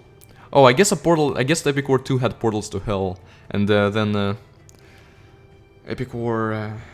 How was it called? Yeah, Epic War 2 had portals to Hell, and we can say that the Hell's Gate is just one of them. But Hell grew really, really strong, and so there is no way for us here to defeat them somehow. Basically, an alliance, if anything. Yeah, I see. I never played much of the second game. I think the second being like. It was the last game that I actually completed Epic War-wise, and at first I played the first level and didn't want to play anymore because it was slow and weird by Epic War standards. Like I was used to the worlds of 3, 4, and 5. But then when people were like, when you guys were, and like some of you and then some others, I don't even know, but like people were saying that they really liked Epic War 2. I decided to give it a chance. I ended up really loving it, but it only gets truly good and rewarding towards the end. So you have to like endure the first levels, but the story makes it easier. Like for each repetitive level, at least the story provides something new, despite not being like an amazing story or anything. Epic War feels like JJBA. What is JJBA? All right, we can. Proceed now. So it is as the prophecy said. The Hell's Gate is impossible to stop, just like it is impossible to halt the movement of stars. We won, but then we saw that, oh, there's greater horrors over there within.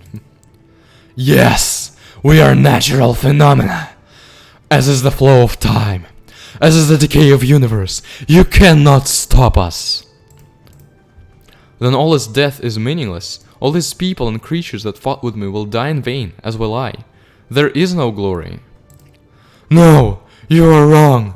Look at the eyes, and tell me what you see. They are looking at me.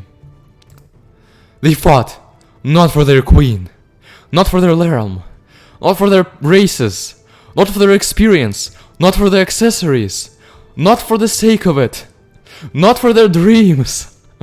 They fought for me. Yes, this is true glory. Not mockeries in the form of grandiose stories. For these people, you are their true hero. But what does it matter if the world is going to end anyway? Even if we do nothing and leave the world as it is, people will again make a mockery of your glory. That is not true glory. In this eternal, unchanging world, there is no glory. There is no glory. Then what you must do is to change the world. You have defeated the Guardian. We are now free and unstoppable. So the Guardian was actually stopping them from entering the world, which is a bit of a weird twist there. A bit of scary. Deny us and die in vain. Join us, and you will rise to be as powerful as gods. So now that'll be true powers compared to just him being praised as one. All you need to do is to answer us. What is your heart's true desire? I shall live and attain glory. Ties it back because dying in vain versus living and attaining glory is the theme of Vigraf's storyline. Very well. So they kind of manipulated Vigraf into joining them, which is an unsettling thought. Unlock Hellraider, Platinum Armor, alright. Hellraider is going to get Platinum Armor. And wow, I'm actually getting hungry. I didn't expect that. The Phoenix badge, I guess, is going to go on the hero. I've always liked equipping the Phoenix badge on the hero because it's not a large health boost, but it can help if like I accidentally send the hero forward and he has to escape and regenerate his health enough to survive. Alright, we replaced the Dwarf Engineers as we have agreed upon with the Beast Riders. I like to call them Beast Riders even though they're technically like Hell Raiders, but they were Beast Riders in Epic War 2, so... Then, skill. Ooh, we can get more attack, but really more health is the thing that actually matters, and then this thing matters more than the attack. In fact, the only reason we even really need to get the attack is to get rid of that annoying... not annoying, but like to get rid of this yellow check mark that would bother me if we don't, and also to get the Golem achievement. Alright, more vampires. A minuscule amount of more health. Vampires don't have a lot of stats, but we don't need shield because we have Vigraf. We do need population because we need population. Awesome, paladins are becoming really strong frontline warriors. Wizards are maxed, even though altars... If altars healed based on percentile, they would be a lot more useful. Or like if there was a base number as to how much they healed, so that all the little guys, they would heal immediately. But then they would also heal big guys noticeably. But they don't, so they're kinda useless. Alright, 2 more centaurs to complete our thing. We didn't get anything else yet. Thus far, except for the goblins, we're keeping true with the challenge. How close are we? We are not close at all, darn it.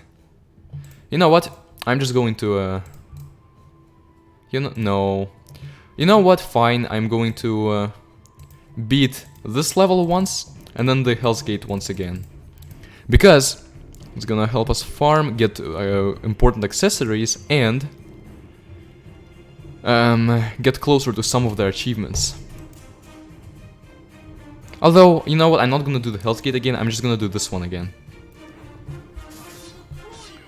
Oh, JoJo's Bizarre Adventure, I do not, I have not seen any of that stuff. But I do think that, like, I'm not a weeb at all, I don't watch anime, don't know much about anime, but this does feel like Epic War, the anime of the Epic War games. Both the graphics style and like the ease of playing and all of that. Like the casualness of it all. Right, you expect V-Graph, but it was IDO, I know it's a reference. There basically is no good ending for this game. You're right, and that's what, again, distinguishes the story of this game. Oh, okay, good. I thought I didn't select that at first, but thankfully I did. The rain makes things laggy. At least I'm gonna go here so that all of the blood from people hitting each other isn't going to lag the game even further. So now the game is faster and Death is going to die faster. V-Graph still has full health somehow. Now he's starting to finally take damage, but he was being protected from death by, I guess, his comrades there. In Soviet Russia, Death is the one that dies.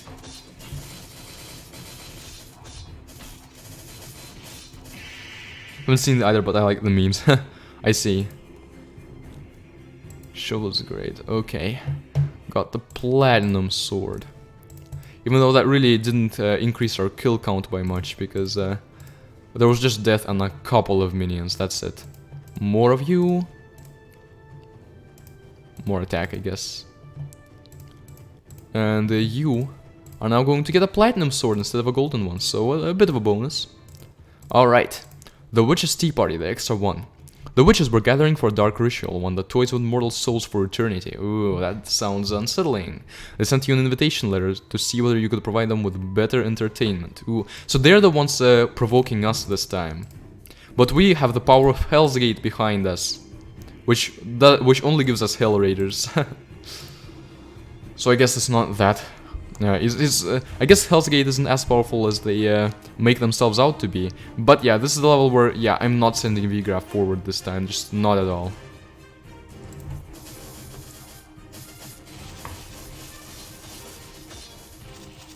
I have tinkered with like the files for this game, and I have like a mod that I've tried to make, but it's a bit of a mess right now. But maybe I'm gonna like tidy it up and then stream that too, or give the flash file to you guys to play. It will mainly be balancing, and I like quite some of the changes that I made. They seem all too intuitive, but they seem intuitive to me. You guys might have something completely different to say about it, and help balance the game even further to create Epic War 5 the balanced edition, because Epic War 5 is the easiest game to mod.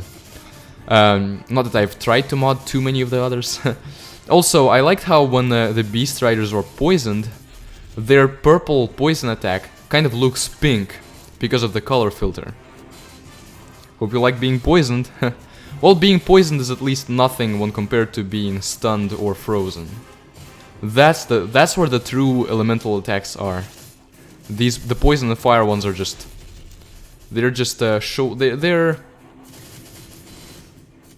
They're all, how do I call it? They make themselves out to be great. Like, they look shiny, but in reality, Nothing.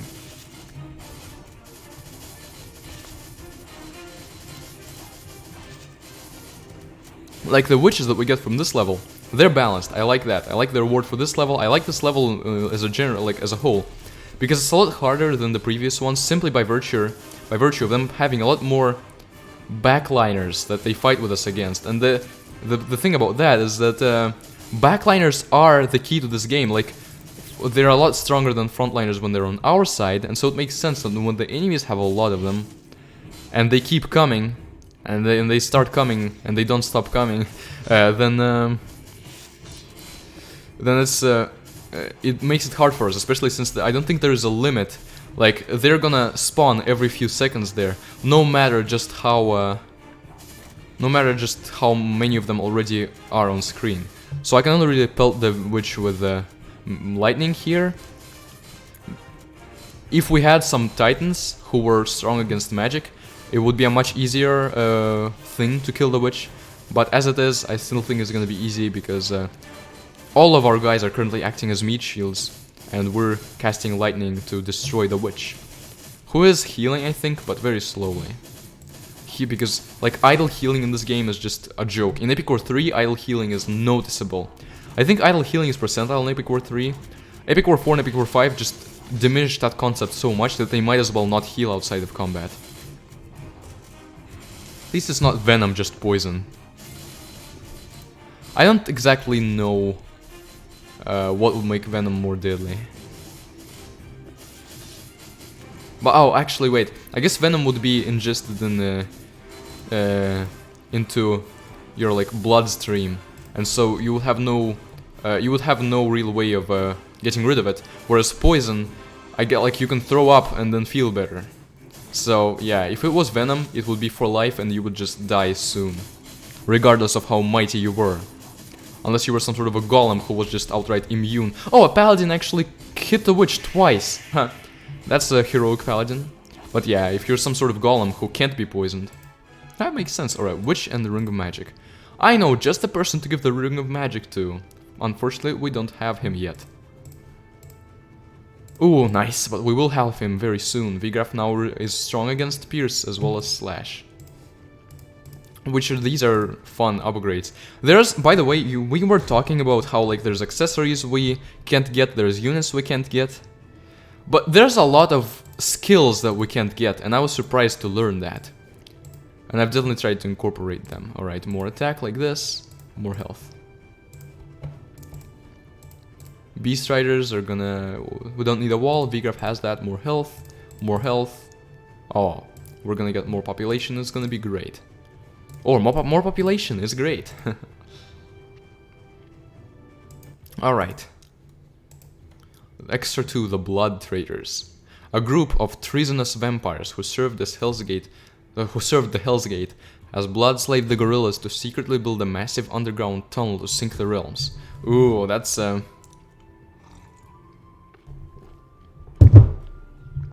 I like how the stakes are getting bigger. In like a normal stage, we just were fighting against a tribe that were like angry looking and we didn't like them. Now people are literally threatening to sink the entire realms. I don't think these vampires would be able to achieve that, but they are definitely trying, and we're definitely stopping them. And we get gorillas for this level, but there's no gorillas actually fighting us, which kind of makes sense because I don't know. Maybe it doesn't make sense. But the gorillas make the most sense on the volcanic terrain. This grass terrain, plus the vampires and the mages, I guess the gorillas don't fit in the most here.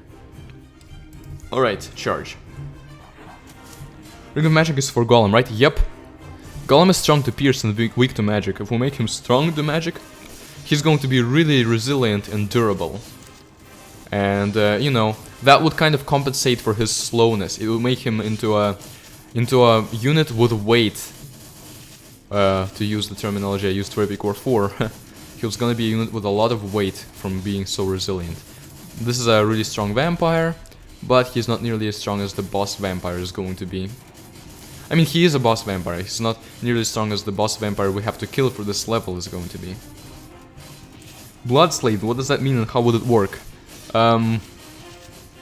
Good question. It's like I guess they enslaved the gorillas and they made it so that all of their children of the gorillas. No, no, no, no, no! Quit, give up, give up! Nope, nope, nope, nope, nope, nope, nope, nope, nope, nope.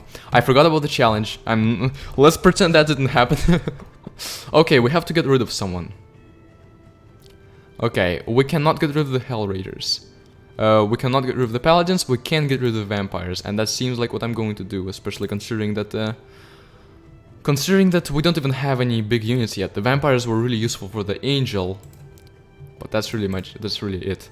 And which, I guess you're going to get a gold sword, since there is no platinum one yet for you. Okay! And now, for the first time, we're going to Extra 2. I'm so glad that I remembered the challenge and everything's fine. You totally didn't see me just completely fail.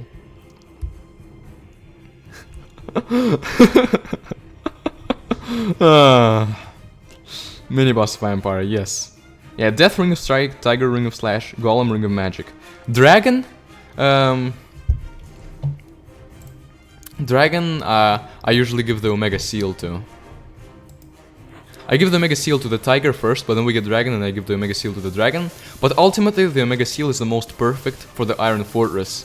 Because the Iron Fortress is literally weak to 3 of the 4 things. If you make it strong to 3 of the 4 things, it's gonna be a monster in resilience. Like, it's gonna be so amazingly powerful as far as health goes, because it already has more health than other titans.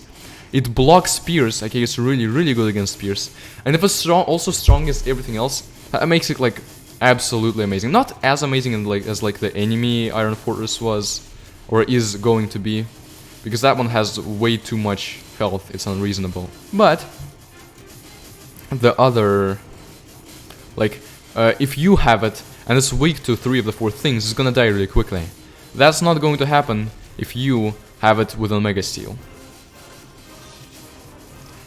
Yeah. I'm sorry, I just get too into talking about the game. I like talking about it too much, and I just forget to make it hard for myself. Also, I think you could actually pull off using Goblin thrice. Due to trial stages. Yeah, but that would be if I got goblins for like extra 8. Then that would be perfect, but I could still equip the goblin. Like, I used the goblin. Wait, never mind. I didn't use the goblin. The goblin was the one enemy that I forgot to use. But maybe I can pretend that I got the goblin after extra 8. You know what? Yeah, I'll pretend that I got the goblin after extra 8 along with the succubus and the dragon. There.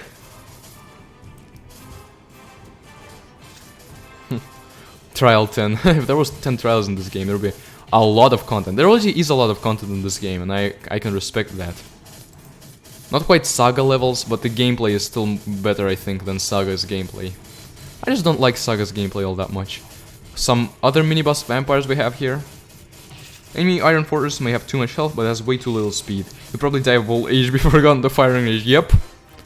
Pretty much. Because they're not that, like, the devs are not that great at balancing, but somehow they got the first 4 games actually decent. Like, there's some glaring issues with the balance of the first 4 games, but most of it is actually good. Epic War 5 is just, it's too different gameplay-wise to be easy to balance for them, I think. Saga's problem is the grinding, yes, but also the gameplay stops being Epic War and becomes rock, paper, scissors. Like, Epic War is when the gameplay is somewhat slow, it's epic, you can feel the strikes from all the units. Ideally the units are large, and there's a lot of epicness. Saga doesn't have that. Saga's like the complete opposite of that. This game already diverges from that by, you know, there being a speed up button, and even if I don't have the speed, if you have speed 1, the gameplay isn't really epic or anything. Oh no, he's there, wall. No, not arrow, wall, there. Now, interestingly enough, the vampire has a dark rune. I never figured what the dark rune does. Oh, by the way, we'll get into runes. But the thing about runes is... The thing about... I wish someone had rage. So yeah, the thing about runes they changed the magician's attacks. That makes them cool. That makes it really cool. The base usage of runes is simply that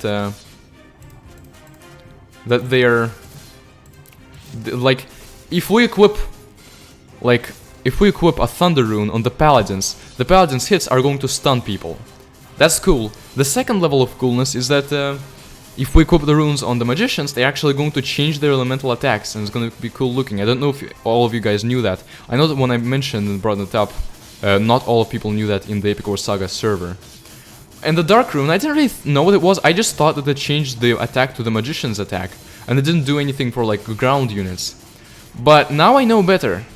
The Dark Rune is like the Vampire Rune. If you have the Dark Rune, then you are going to... If you have the Dark Rune, then you are going to... The more people you hit with a hit, the more you're going to heal for each hit you make. That makes the Dark Rune actually viable, and I always underestimated it.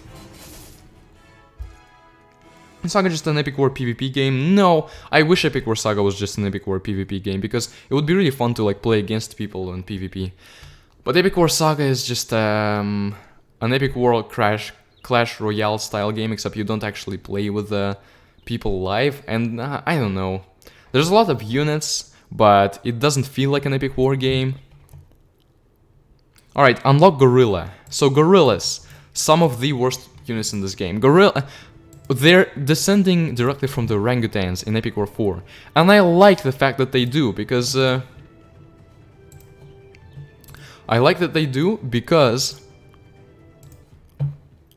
hold on, we're going to...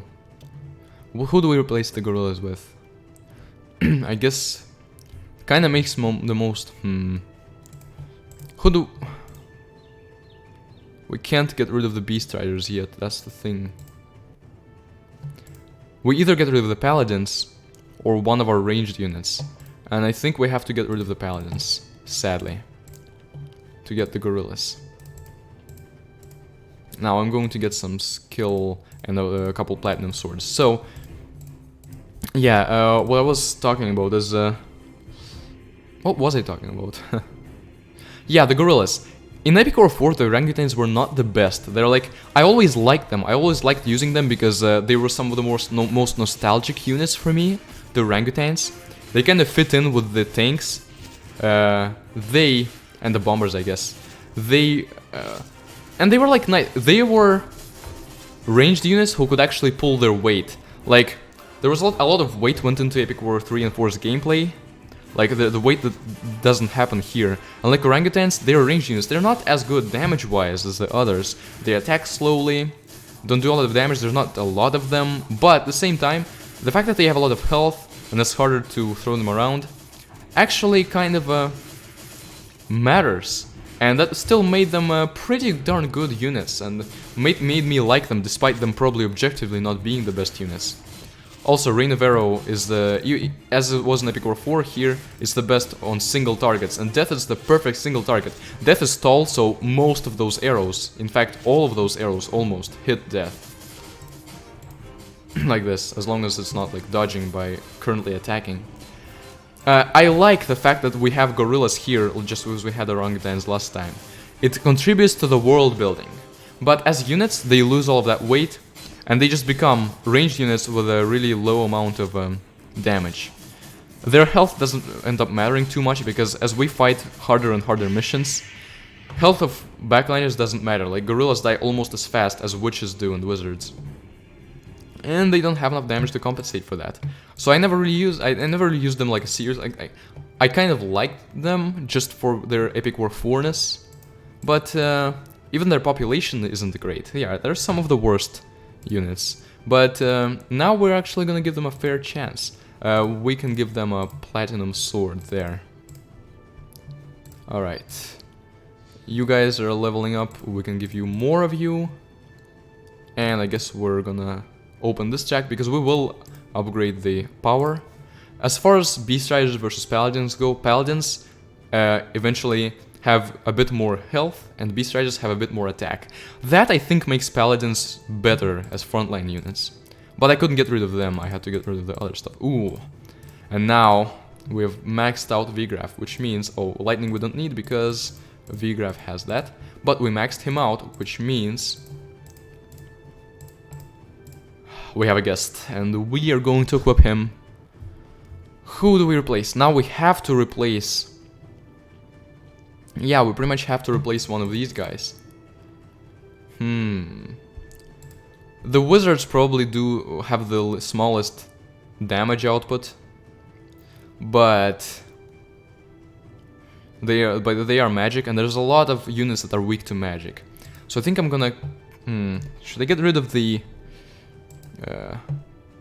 archers or javeliners? I guess the archers. The spearmen, there's less of them. There's 8 of them and 12 of archers, but the spears hit more than one person at a time, and they do a lot of damage to the walls due to our accessories. So yeah, I think I'm gonna get rid of the... I don't know. Wizards though, wizards aren't... The advantage of wizards is their area of effect attack. An arrow only hits one person, a spear hits a couple of people. A wizard attack is gonna hit like an infinite amount of people. That's the thing. I probably should keep them.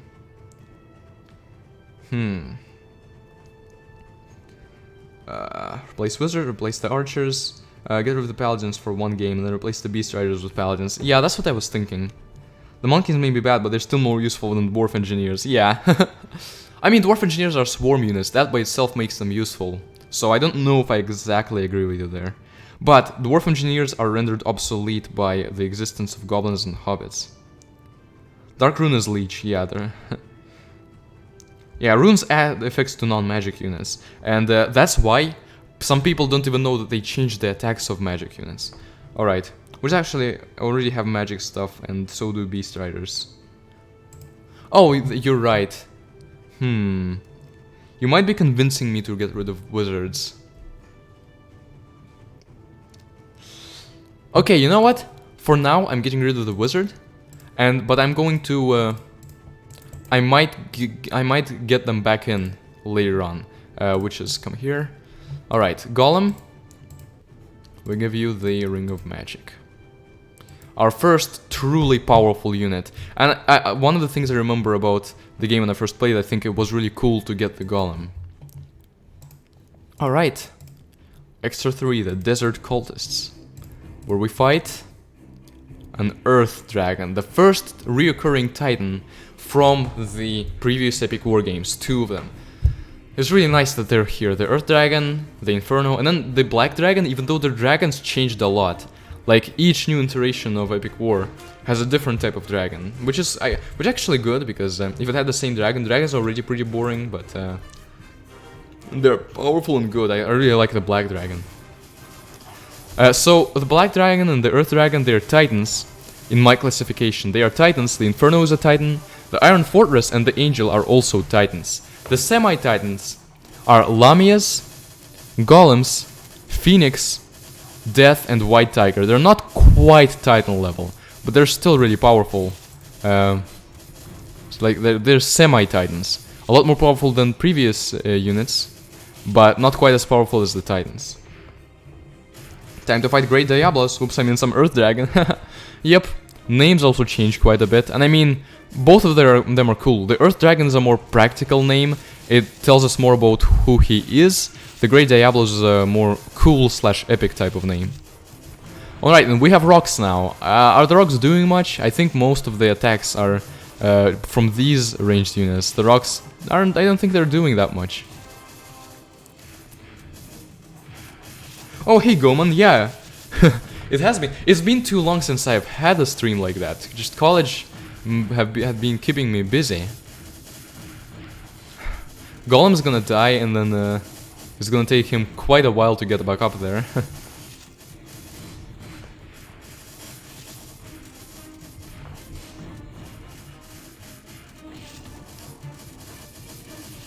My head is starting to spin because of me being hungry. I probably should have eaten before now, but we are pretty close to finishing the game. This is we're getting through the extras and then the trials. Some of them are long, but most are not going to be too long, like unreasonably long. Now if we had regen, we would have kept that golem alive, but as it is, I am just leaving him up to fate right now. I'm not even shielding him, because I just want the new one to get here as soon as possible, and I'll shield that one. Ooh, ooh, they're gonna attack our backliners. We should not allow that.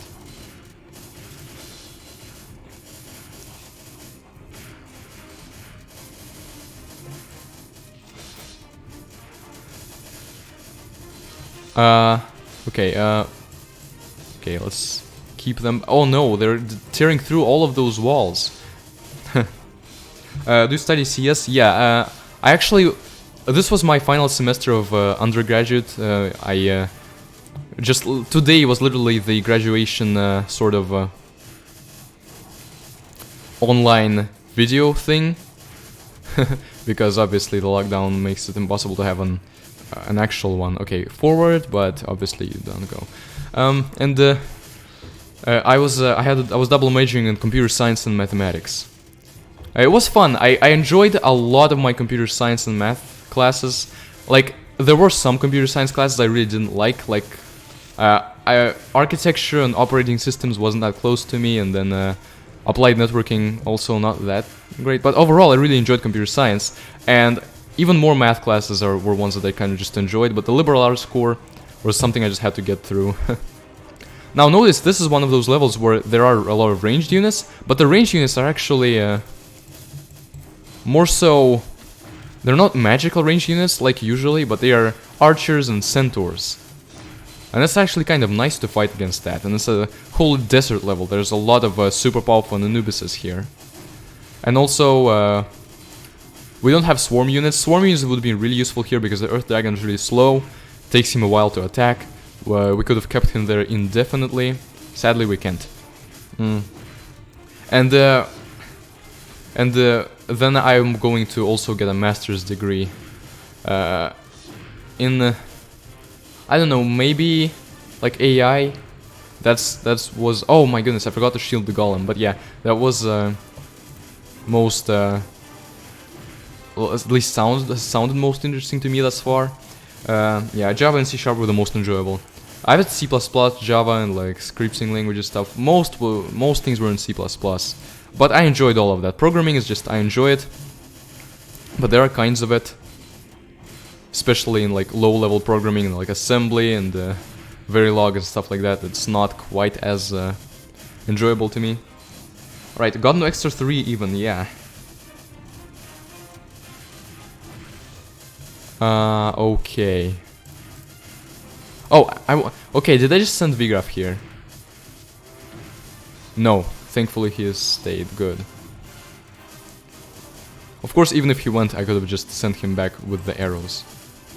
Also, I shouldn't have built that wall because the Beast Rider was going to take that. Yeah, I could have had a unit with rage easily, but since I'm doing this challenge to make things a bit more challenging, which thus far, I don't know, it's not making things challenging, it's still easy, but we do get to see other units in action. Like, it feels nice to have these gorillas throwing rocks, even though it's probably not doing that much. It just feels so nice to have them here. And these gorillas aren't actually too horrible because... Nice, because the rock, even though it doesn't do that much damage, it hits more than once. Kind of like the spear. Hits more than once, and they're not that slow in attacking, I will say that. Alright, and I'll knock Anubis spawn. Another unit that is decent, but by getting him this late, we have no use for him, but we are of course using him. Anyway, okay, we replaced the Beast Rider.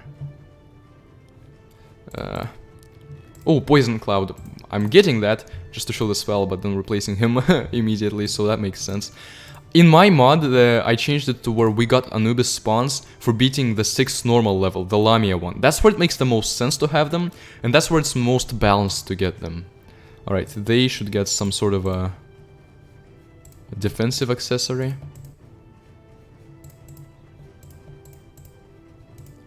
What do you have, Beast Riders? This. Yes. Give that to the Anubis spawns. They're not better than you, but they're taking your place anyway. They're kind of like Amazons, these Anubis spawns. There's more of them ultimately. They have a larger pop size, which is interesting. Because initially they're introduced as like the powerful guys who are enslaving Amazons. But eventually we can have more of them. And I think that they have a higher health and maybe even higher attack. So ultimately I think they prove to be better than Amazons. I think. Alright, Golem, we need this. But whatever. Don't need shield, we have that with VGraph. It's nice that we get like units with spells, but VGraph already has them, so we don't need to save up for them. Ooh, gorillas, they have a lot of towers.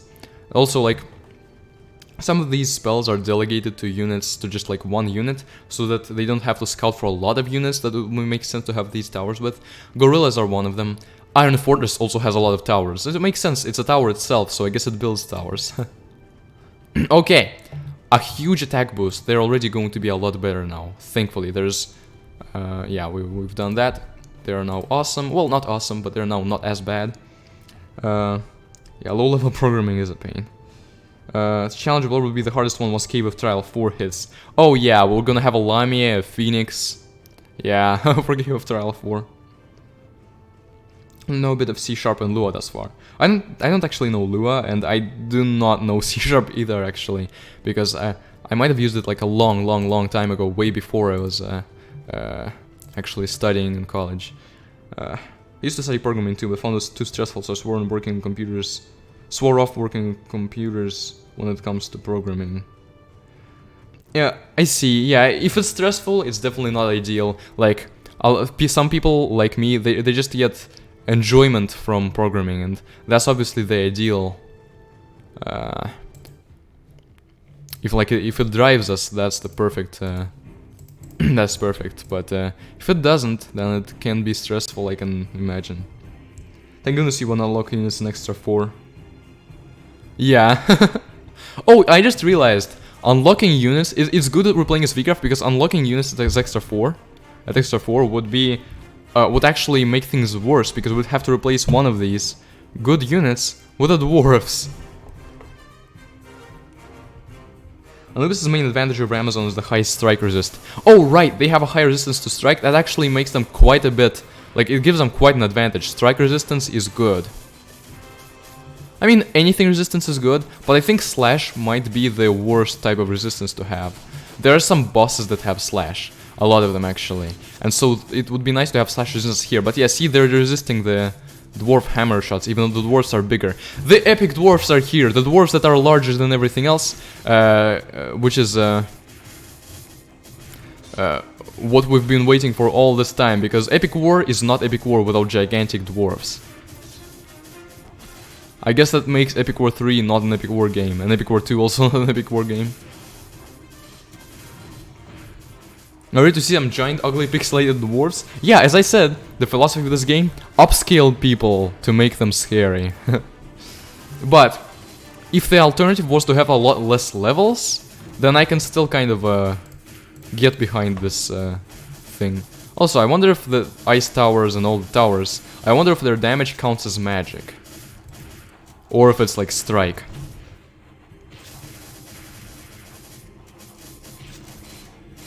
But yeah, like, normal units, non-bosses, the slash is the least important thing to be protected against, because there's no ranged units that have a slash. Can you like even imagine a ranged unit with slash? What would that look like? Like, you have to throw, you would throw a spinning scythe or something? Or maybe you just throw a really sharp, flat weapon. But yeah, mostly it's the ranged units that give us problems, so that's why it's more important to be defended against them.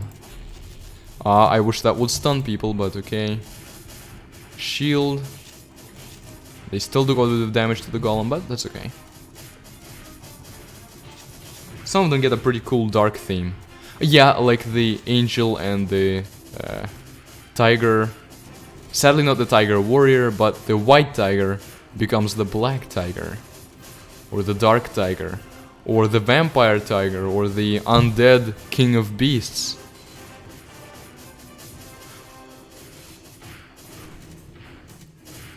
Right, these dwarves are dead.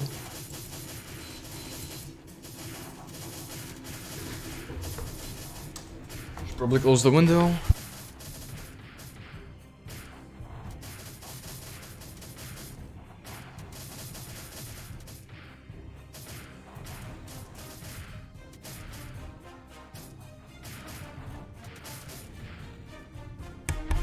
I guess Angel and Reaper do kind of have an attack that's... I don't consider them ranged, but they do have an attack that has a wide range to it. Kind of like the White Tiger does. But yeah, the Angel and Death, they have a slash attack. So you have a good point there. Resisting slashes does... Oh yeah, absolutely. Extra 7 consists of... oh no. Why did I say? Okay, at least it's gonna buy us some time. But yeah, for extra 7 it would be really nice to have that spell. But since I don't have Swarm Muse, I just have 4 Anubises. Also, they're still struggling with this wall. A bunch of big Hobbits and Amazons. Or just even little, I don't even think they're big. But yeah, a bunch of Hobbits and Amazons struggling against the wall. That's a funny image to me for some reason. Have to be a Boomerang scythe or so. Yeah, maybe. Either a boomerang or just something that you can throw and have it spin even if it doesn't come back. Or like even a shuriken, like a throwing star of a ninja, kind of fits that description, but it's too small for me to really consider it slash. It's more like a stab, pierce thing, like like a goblin has a knife. It's considered a pierce, but if the goblin was larger... and the knife was larger, and the goblin would kind of slash with it, it would be considered slash. So the shurikens are made pierce by their smallness. Alright. Arrows again, because arrows are good against bosses. Or throwing knife, yeah. But again, a throwing knife might be small enough to be considered pierce. I also mentioned the Lord of Hell uses slash. Oh yeah, the Lord of Hell, the Angel, the Grim Reaper, the Death. What else? Well, technically the Inferno uses slash, and the Inferno has an attack that isn't exactly ranged, but it does have those tendencies, I guess. We get this, next we're going to get another Golem. So, for this we don't get anything, so thankfully we do not have to. Alright, Rage, we need that. We need that a lot. Another monkey. And soon we'll have even more power, and then the gorillas will finally be ranged units worth actually thinking about. Because like, these guys attack 80, there's 8 of them. There will be 5, I think. There will probably be 5 gorillas. They already have a higher attack. They already have an attack of 100. They'll have an attack of 120. So like, in a way, the gorillas will grow to be maybe even like stat-wise similar to centaurs, but the way that they throw rocks limits their utility a bit. And also the fact that they don't... I think their attack speed is less than that of the centaurs. Getting closer, getting closer. Prejudice here, right? We don't need to save. Also, Witch. Nice. Witch is now maxed because Altar doesn't matter. When we go on to fight the War Machine, the Black Dragon who is in possession of tanks. Now, I don't know if I would want to poke a gigantic Black Dragon who melts bones with his fire breath. If the reward for that was something as crappy as the tank. The tank is great in Epic War 3 and 4. It's kind of great in Epic War 3 and 4 in different ways. In Epic War 3 is great because of amazing crowd control. In Epic War 4 there's less crowds, so the crowd control element is less important, but it's also great at damaging and it's immune to arrows, stuff like that. In this game tanks just suck. Because area of effect matters less and less. And the tanks really aren't good. Alright. Behold the biggest dwarf in all of fiction, yes. He is the epic dwarf. He is the person Popo looks up to. The so-called gigantic Redbeard, but he doesn't have a cannon strapped to his back that shoots spiked balls that explode and shoot those spikes all over the place, so he's not as cool as Popo. Made a full list of all units, their stats, skills, and attack type. That's nice. Oh, by the way, this is an obligatory place for me to plug in my Discord server. That's our primary means of communication. That's like how we decided that our Epic Core 5 stream is gonna be on Saturday. So like, if you want to join the Discord server, the link is in the description. And yeah, so I was gonna say that you can like send the link to that list on Discord. Okay, we have some tanks, some useless tanks that apparently still get stunned and thrown in the air. Okay, they didn't get stunned by the lightning, but they did get kind of like stunned in the figurative sense of the word. They didn't have the lightning status effect on them, but they got knocked back and they stopped attacking.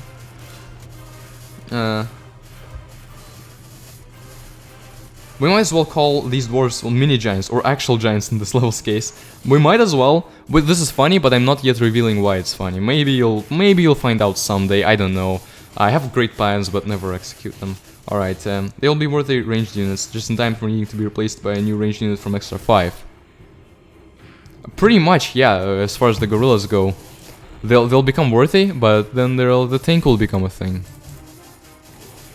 Sadly, the dragon still attacks the dragon still has enough of a range to attack the wall and the golem, but we're keeping the golem at least somewhat safe with the shield, and this actually is going to help us a lot, keeping the golem shielded, because the dragon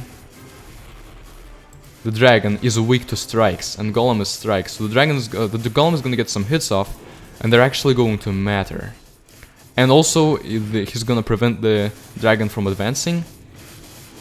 And thanks to that, our ranged units will have more time to shoot. Alright, final shield before you die. You're gonna die either now... Okay, you're gonna die after the next attack. You have lasted a long time though. And you have allowed our... ranged units to like... advance on the dragon, like... deal a lot of damage to the dragon. So props to you, kudos. Golem, you were actually... coming in very good there. It's weird that there's a golem and like that's so different from a golem. They just look so different, and I don't think I realize, like, it definitely took me a bit to realize that distinction between golem and golem.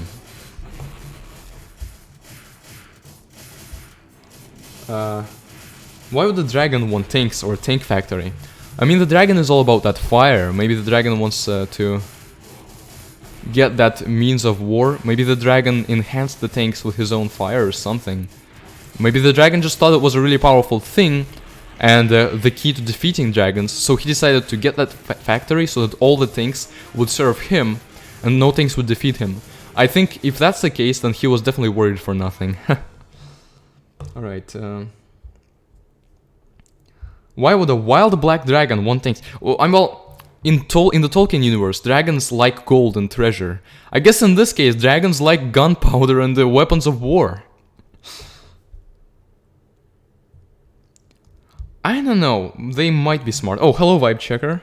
It's good to see you. We are already on, we've beaten Extra 5, and just to reiterate, the challenge I'm using in this game is after each new unlocked unit, I have to get that unit and keep it for at least 3 of the next consecutive levels. So like I got the tank, I usually wouldn't equip it because the tank sucks, the tank is outright completely worthless. But I have the way I'm using it, and so that way he gets screen time. I have to remove. I'm removing the gorillas. Let's just agree on that. And getting tanks instead. And the gorillas, you guys can give the Platinum Sword to the tank. Look at how small the attack is. It's a little freaking tank. You'd think it'd have both the health. It has a population of 1. And it has such bad stats. Like, seriously. If it started with like 1,000 health and 100 attack and upgraded itself to like 2,500 health and like 300 attack, that would make it a good unit. But like, it's so lame. And I don't even know if it has a good enough area of effect. I'm pretty sure the explosions from a tank are small enough to not matter too much.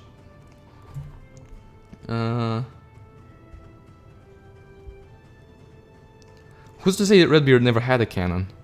If he had a cannon, why would he be using a hammer, though? Everyone knows cannons are superior to hammers, right? Wouldn't be too bad idea to control tanks even as a dragon. It's usually more useful than archers, because dragons themselves can kill off anything biological. That's a great point. Half of the tanks in Epic War are based off of Da Vinci's tank concept. I need to look up Da Vinci's tank concept, because that sounds awesome if that's the case. Like, it's a medieval fantasy sort of setting, so it makes sense that they wouldn't be modern tanks. It would look so out of place here. But these ones actually look cool. And, you know, this tank actually looks cool, just as cool as the tanks from 3 and 4 look.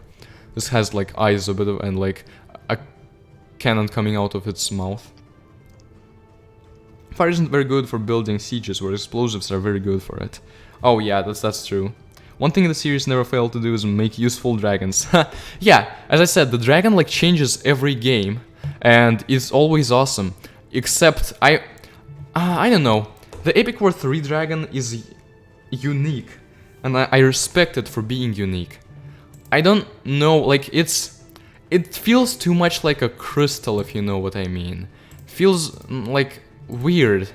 Like, I don't want it to be just a regular cliché generic type of dragon, but it could also be something that, like, the attack could be more inspired than just a blast, a crystalline blast. I don't know. It's still cool. Witches are maxed, but Altar isn't something we never use. We're going to get White Tiger sometime in the next 1 or 2 missions. Alright, mini Big Bang. We are going to defeat the Power Goblins, aka the Goblin Scientists, aka the Goblin Rangers. What? I think it is the Goblin Rangers. It's weird, they never called the Goblin Rangers. There is an achievement in the game. Master of the Wilds, defeat Goblin Ranger. It's the most ridiculous and weird achievement that I still haven't figured out how it works. I'll show you when we get to that. But yeah, we are fighting some Power Goblins and Goblin Scientists and their bombs. Bombers are yet another unit that's pretty darn useless in this game. But on the enemy's team, they're at least cool to look at. Like, we can easily distract them with arrows, but at least they're cool to look at. Also, here's our badass tank that's gonna win the entire game for us, if only. Oh, okay, there was also a Poison Rune. The dragon, a fire-breathing dragon, gave us Poison Rune. That kinda makes sense considering that the Inferno obviously is the one who needs to give us the Fire Rune. But, how is the dragon associated with poison? It's weird.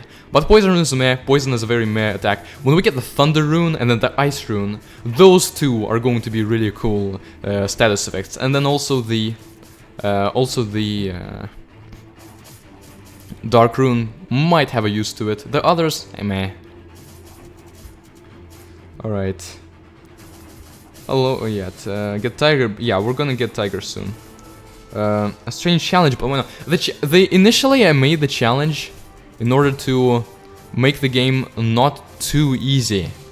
And also, like, the game isn't that well balanced, and so some of the units we never really have a reason to use. Oh no, I moved us all back. Where's the Golem? What is the Golem doing here? Oh my goodness, I'm so stupid. Might as well just all go back, have the 2 Golems go forward. It's great that there's 2 of them now. Right. Okay. So yeah, like, I wouldn't really use gorillas or tanks. Okay. I wouldn't really use gorillas or tanks in a natural setting because they're not that great in this game. But here I have to use them so everyone gets screen time. Next level is tricky.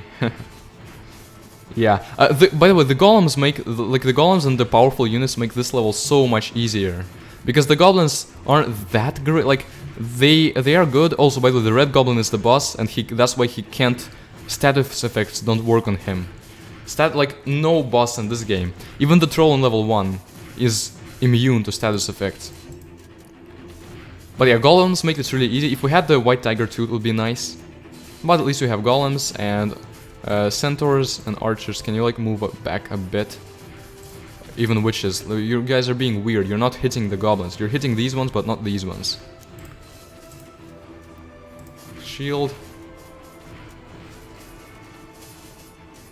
Replacing a unit that sucks with another unit that sucks. Yep. Grid is at least tolerable if high level. Yeah, yeah, it is. And tank... Oh, the tank just threw them in the air. So like, yeah, there is use to the tank. He has crowd control. It's just that in Epic War 5, crowd control doesn't matter quite as much. Especially when we have awesome ranged units like these ones. We had a hammer cannon. Ooh, a cannon that shoots out a ball with hammers attached to it. Then the ball explodes and the hammers like attack the ground and do strike damage to everything that's on the ground. The red one is already almost dead, or is it? Yep.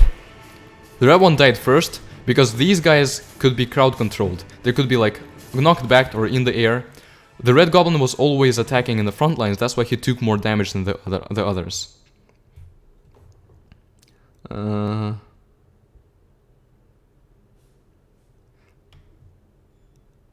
As a cannon that shoots hammers or hammer...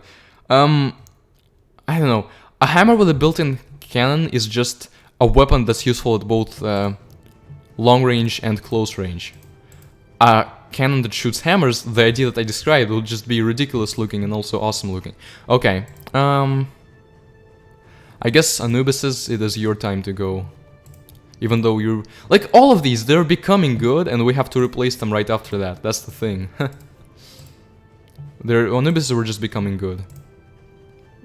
Anyone with... Okay, you give your sword to the bombers. Alright.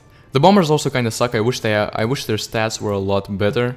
Because as it is, they're kind of not that great. Okay, we can get another tank. Awesome. Right off the get-go is the one upgrade we really need. And we'll be able to get a third one too.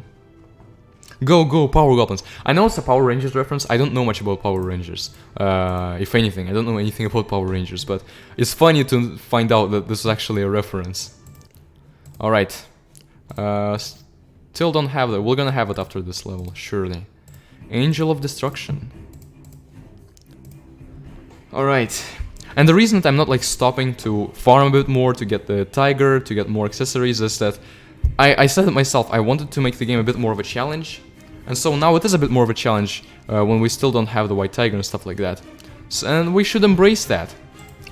I would count bombers as swarm units, but there's not enough, like, I do count them as swarm units, but there's not enough of them to make like, them like worthy of other swarm units. They didn't even kill this goblin.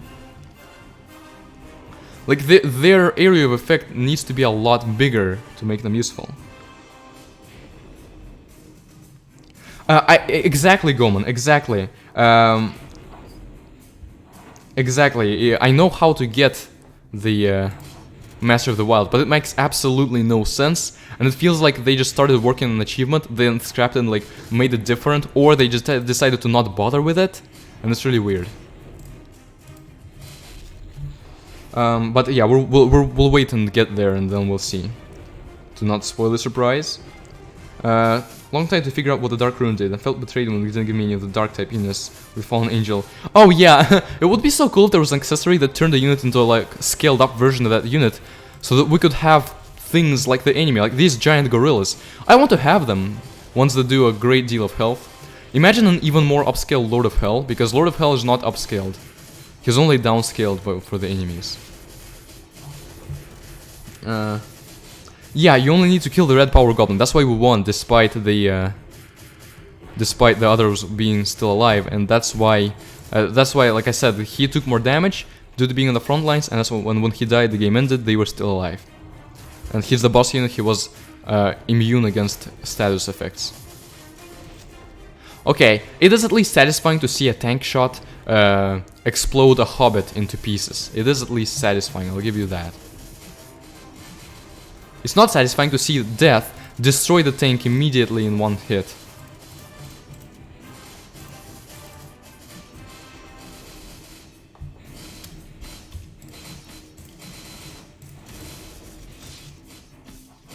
Hey, golems.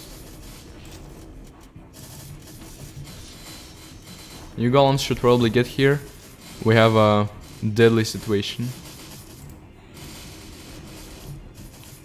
They are coming. Okay, good.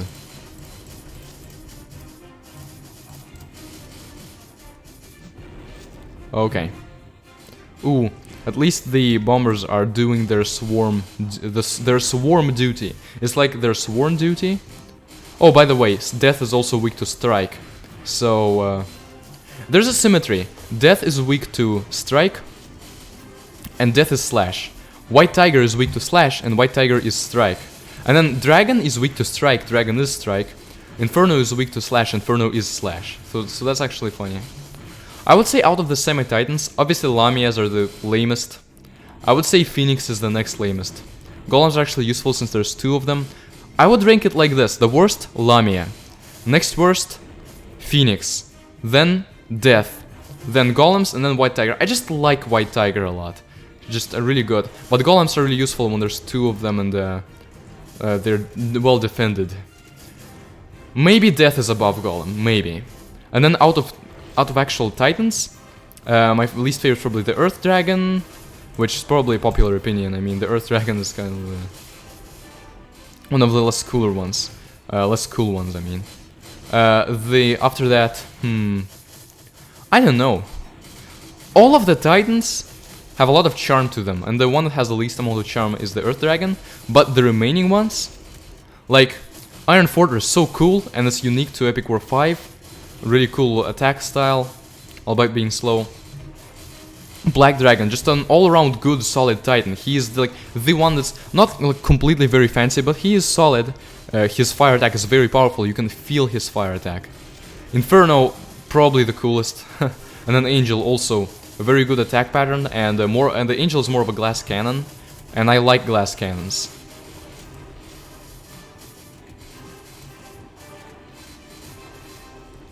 Oh, okay. I was building the wall for the Reaper, but he died.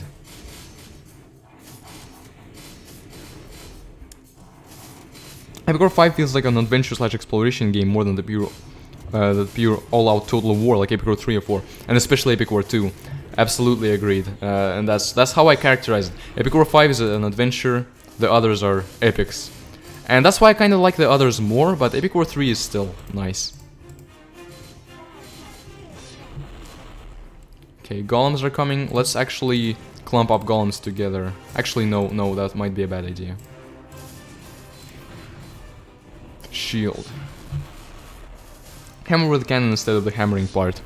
Ooh. You hit someone and then you, like, once once the hammer part collides with them, it also opens up and shoots out a cannonball. I like the Angel in this game, but I think the one in Epic War 4 is better. I think this one is kind of more usual. Epic War 4 is weird in many aspects. It's peculiar. A lot of the units feel kind of ethereal, like the Pixies, Angels. Some units have a weird design. This one, everything kind of fits together very well in Epic War 5. But I do think that, like, the Angel in Epic War 4 feels more interesting and like more like a being from a different plane, whereas this one just feels like, you know, a normal heavenly / anti-heavenly angel. This is one of the stronger bosses. She has nothing on Inferno, but still one of the stronger bosses because of her attack range. It's a scaled up angel, so the attack range is also scaled up. And that's why it's hard for the ranged people to hit her. And look how much ground she's now gaining, because nothing is really stopping her. That's why the Titans are really strong for this part.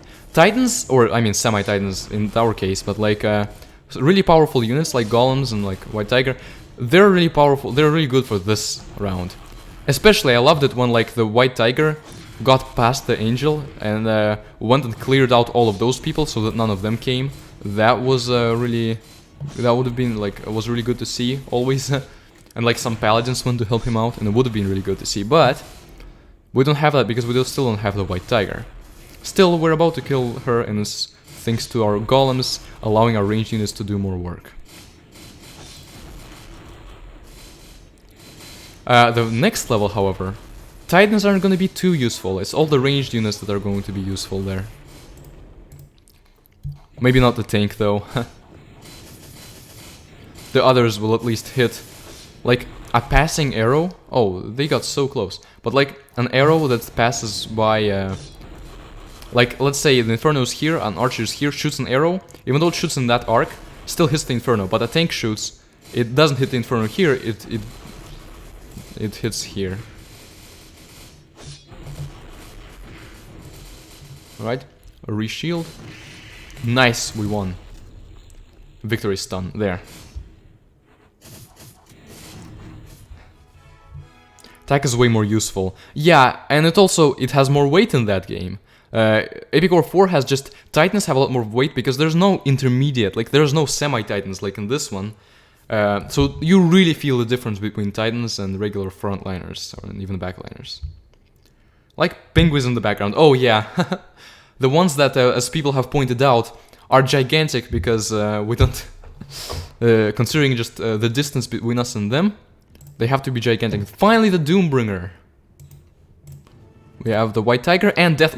Wow! It's funny. This, I think, is the first time it happens for me, but we unlocked Death and the White Tiger, the sort of semi-Titan rivals, at the same time. That's really nice. And out of the rivalry, I definitely prefer the White Tiger, but Death is cool too.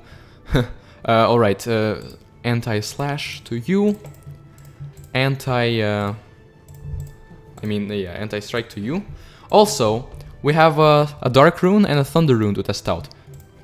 I'm gonna give the Thunder Rune to tanks, because I think that might actually make tanks somewhat useful. Like, tanks with a Thunder Rune are going to stun people in a somewhat wide area. I think that is going to be useful. Okay, and they have a lot more power now, which is also good. But we do have to replace some people, darn it. Alright, when did we get the golems?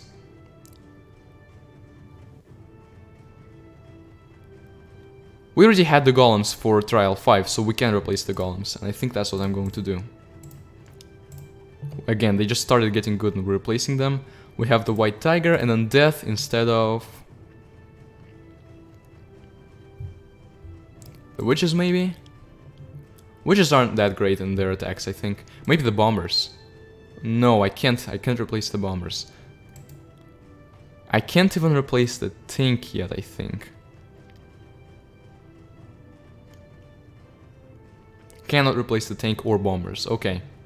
So yeah, I think we're removing Witches and putting in Death. Especially considering the Inferno is weak to slash, it's not weak to magic. Even though I did say that the large units weren't going to be as useful. Wait, you think tanks have the longest range of any ranged unit, but their range is actually shorter, yeah. Just like in any Epic War game, interestingly enough, because of their weird shooting pattern. And also, at least in this game, I think they don't miss as much compared to Epic War 3 and 4. Lamia, more like Lamia. Yeah, we get her way too late in the game for her to be useful for us, but if we got her like after defeating the Earth Dragon, which is what I did in the mod and which is what would make the most sense, then she would be useful for us. I've never tried beating the Dark Angel without having both golems and the White Tiger. Well, now you see how that's could be done.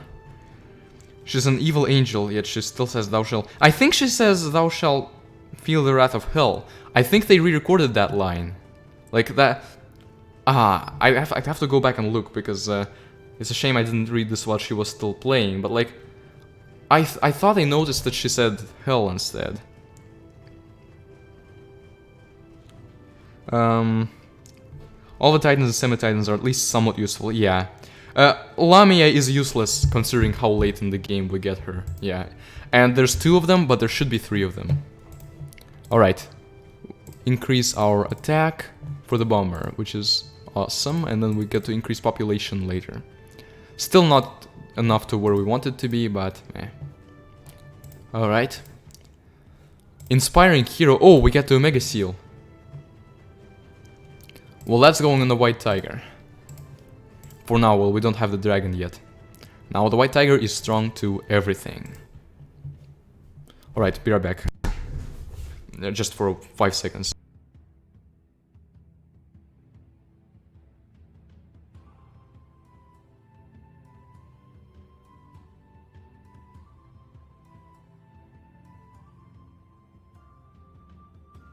Oh, I am back. Okay, so yeah, now we beat a tough level. Ooh. With this layout, it might actually be hard. But actually, it being hard is gonna be perfect because I'm gonna show you what I usually did. Like, you can kill the Inferno before it gets to your hero, but I don't think I've always been able to do that. Ha. That's a joke. Let's bring you out. Right. The unupgraded White Tiger and Death are okay, but definitely kind of weaklings for now. And at least the bombers are dishing out damage. The Lamia sadly does not get a pop of 3. Lamia should get a pop of 3. That's what would make sense, because Lamias are so much weaker than Golems. I mean, yes, they're faster, but we should still... They're frontline units. They're semi-titans. We need them in the front lines. And they're a lot weaker than Golems as far as health goes. So there should be 3 of them to make it balanced. Yes, a Lamia. Having a pierced attack is usually a bad thing in this game. Considering it charges up a spear or so with magic, could have passed as a magic attack. It charges up its spear or so.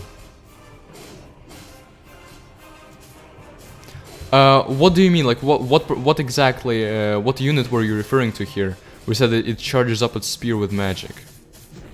Another Lamia.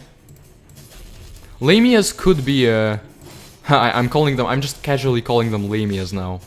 But they could be stunned, I know they can, it's just, chance of that are not very high. Oh, when the tank gets there, maybe the tank with the Thunder Rune is going to stun the Lamia.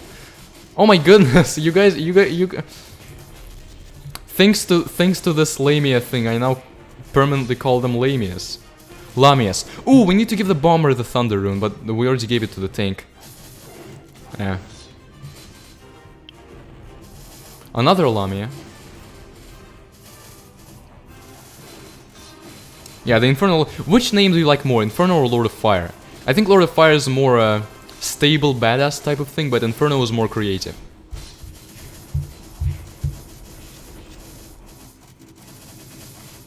I think Lamia has Pierce. Tiger is strong to everything, so that's not very much a valid argument. I gave the Tiger an Omega Seal.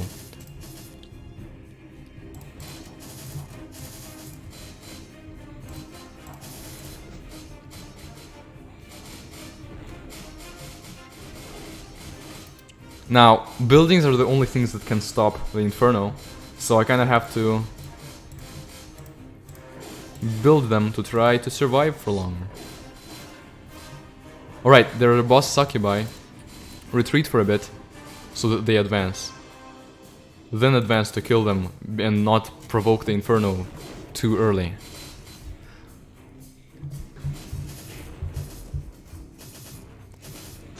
The base pop of Lamia tuned the upgraded pop 3? Oh no, no! Darn it! I never do that unless I'm streaming and preoccupied. Okay, more attack. We could try to give the Thunder Rune to the bombers instead. Nah, for now I'm keeping it. That was embarrassing. This time at least I'll remember to build the walls early enough. Alright, maybe, but I think all semi-titans should start at 1. I think that's good because it distinguishes them. It looks like this unit is different, it's special, you only start with 1. But I do think that their max should at least be 3. The magic, see, the magic units have a base pop of 2 and max of 3. I think Lamia should at least start at 1.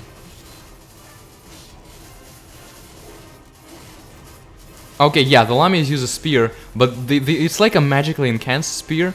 And when we first face a Lamia, it's the Desert Queen. She freezes. These Lamias also freeze, as you can see. But our Lamias do not freeze, like... I wish that our Lamias had immediately had a freeze elemental attack, but we didn't have to give them runes or anything. That would also increase their usefulness. Maybe that's another change to consider.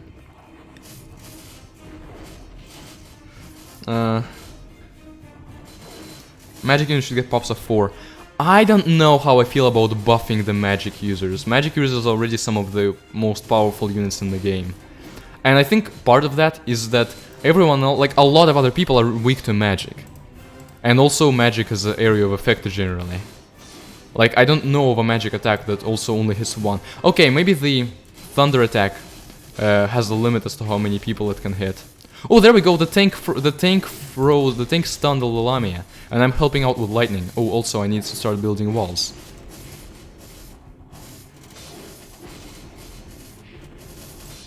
Yeah, see, the tank with the thunder rune. No, I meant to make that a wall. Darn it. The tank with the thunder rune is actually useful. Kind of. The Infernal Lord of Fire. A bit long, but I can see the appeal of it, considering the appeal of both names.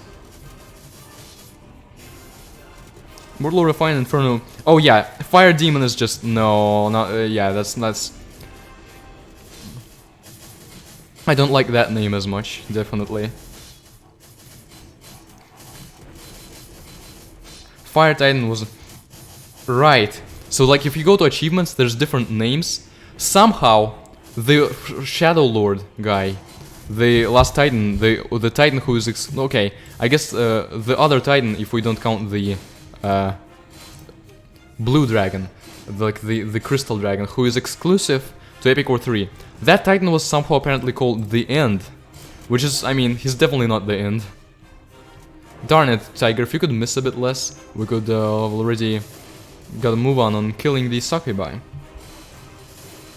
Okay, Fire Titan, Fire Demon, and Devil. Oh, Devil is just outright a bad name for this. Not a devil, it's a unique Lord of Fire. Also, the Devil is a Lord of Hell.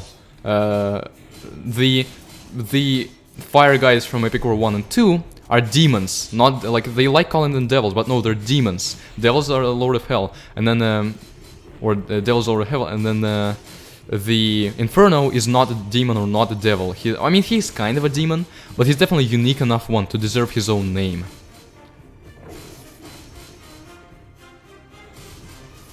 We increase speed and range of Dwarf Engineers.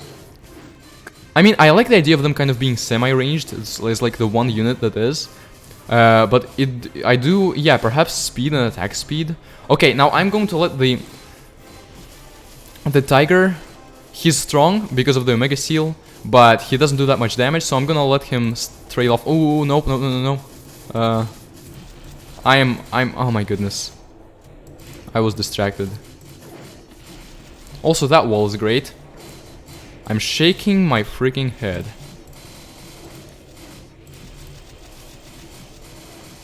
Okay.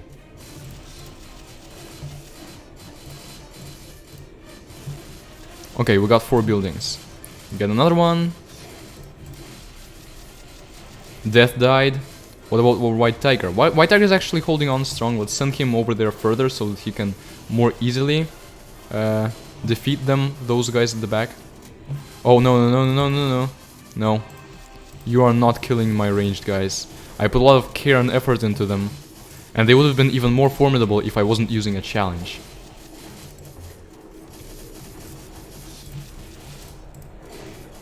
No? Did I send Vigraf forward with that? No, thankfully I didn't. I'm actually going to, like, leave the game as it is right now. I don't mind if the Inferno gets all the way back there. We are going to win.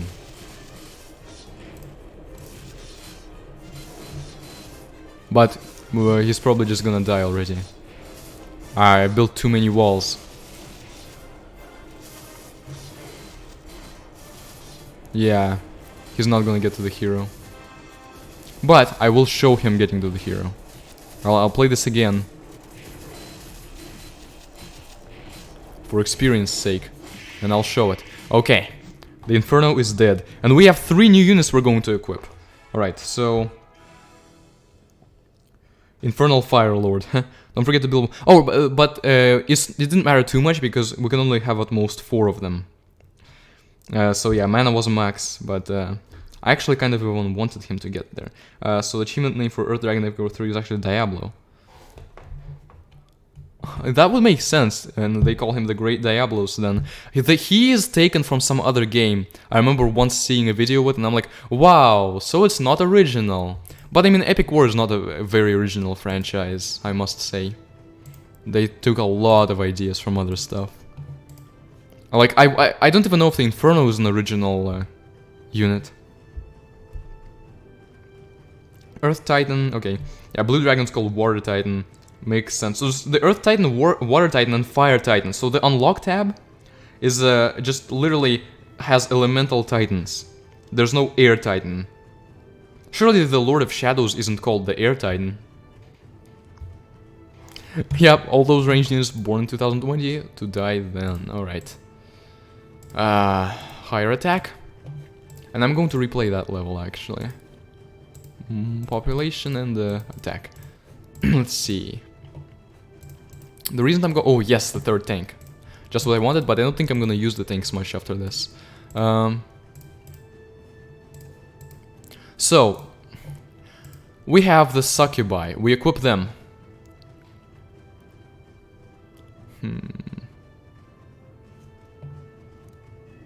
Can we get rid of the bombers? No, we can't get rid of the bombers yet, but we can already get rid of the tanks.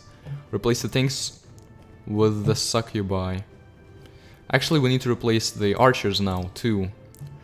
Because the reason is, we need to equip Succubi, the Black Dragon, and also Goblins, as I mentioned. So first, we need to put in the Goblins. We still have to have Death. We have to have Bombers, Death the King of Beasts.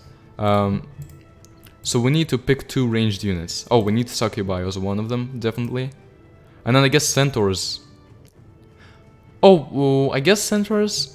Now the thing is, I'm not going into Trial 1 with this. I'm going to play Extra 8 again. Oh wait, no. We can't have Centaurs. We have to have a dragon. We have to have him and a dragon. There.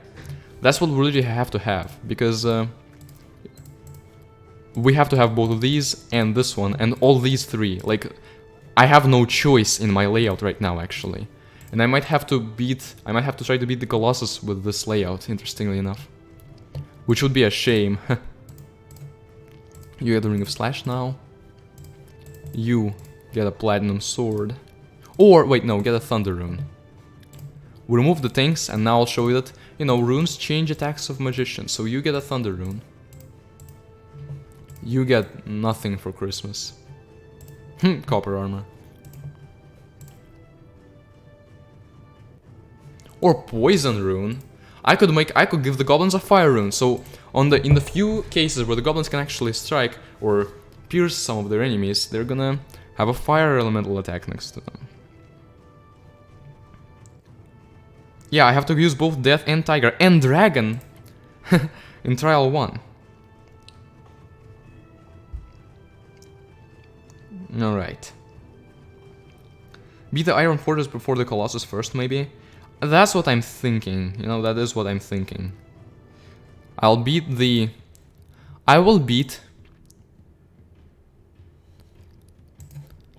Colossus.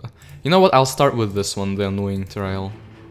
Because we do want Titans for this one. Goblins, like 4 of these are actually perfect. These are perfect picks for this map. The others not so much, but they're fine. I'm not even gonna have to pay much. He died instantly. But it doesn't matter, we don't want to preserve him. So yeah, the Succubi have this lightning ball, the ball of lightning, which is actually, I believe, based on the real type of lightning that they shoot. And I don't think it has infinite pierce. I do think that it can only hit a certain amount of people, I think. But we'll see when we have big guys. We'll see whether it pierces them or it ends at them. We have no centers, so this is gonna take a while to kill.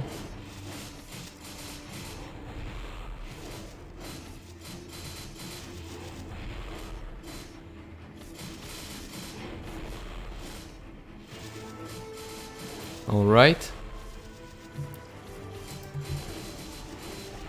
In fact, if you guys need to take another bathroom break during this trial, I wouldn't blame you, because a lot of it is just going to be us trying to get an advantage, and I guess using shield, because Shield is the next best thing here after regeneration for our titans.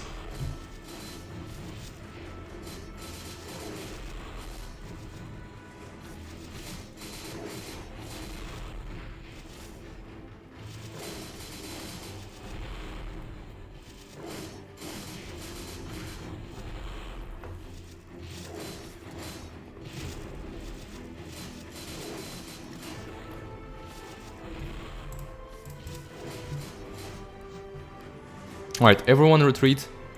Succubi and goblins forward. I want to see this. The heroes should really have should have killed the power goblins permanently. They cause more trouble alive than dead. True, even when they decide to fight with us, it's because of all the trouble that they've caused with their own experience. Wow, what a big bomb there. And they're spawning a lot of big bombs and tanks. Okay, but now they do have a they do thankfully have a golem coming.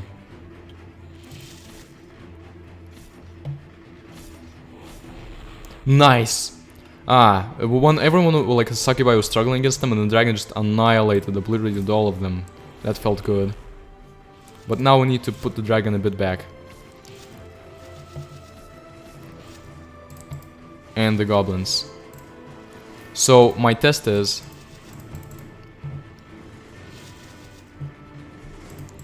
if they're coming really close. See, I think the things disappear...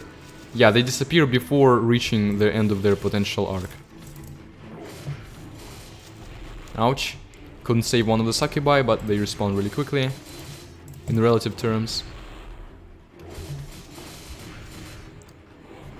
Yeah, power goblins caused the Undying Primal. Maybe, I don't know. Why didn't Vigraf kill the power goblins immediately? Did they escape? Is that the simple solution?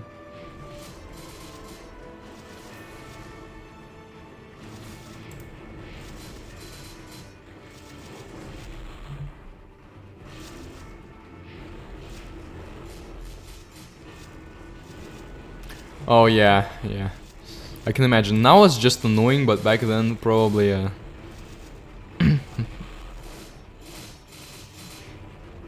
I mean, or if you're talking about the Undying Primal stage, that now it's not really annoying. It's actually a better stage than this one, but yeah, it's easier now, definitely. Awesome timing. That attack is very different from Succubi's normal attack. Yeah, absolutely. I think it's much more useful at the very least because it stuns people instead of lighting them on fire, and it does seem a lot more useful. I equipped the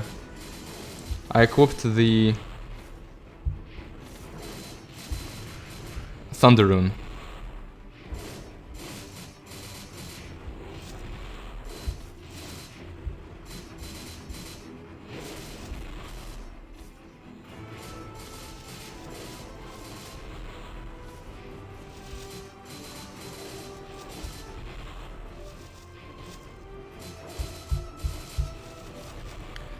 Yeah, and it's interesting. So like I didn't know it initially too, so that's why I figured it would be interesting to show. And there's also we get the Ice Rune for the Colossus level. I'll show that one too. Like they had 4 rings against Strike / Pierce and Magic, and they had 5 runes, so they had to have one of those runes be a reward for a trial. I think they did a good choice there by beating the Colossus. Who we get Lamia and Ice Rune. Lamia and Ice Rune are a good combination, and Ice Rune is like useful enough for it to be the one relegated to that position.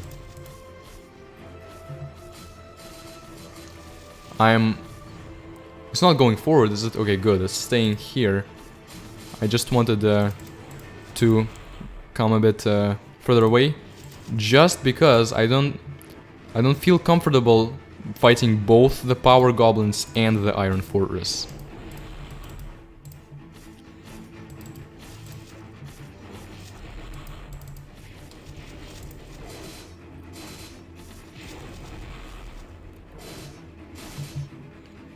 Alright, Dragon. Get a bit behind. If we had golems here, it would be nice. Golems would absorb all the damage, and the dragon would fight from behind where people wouldn't get him.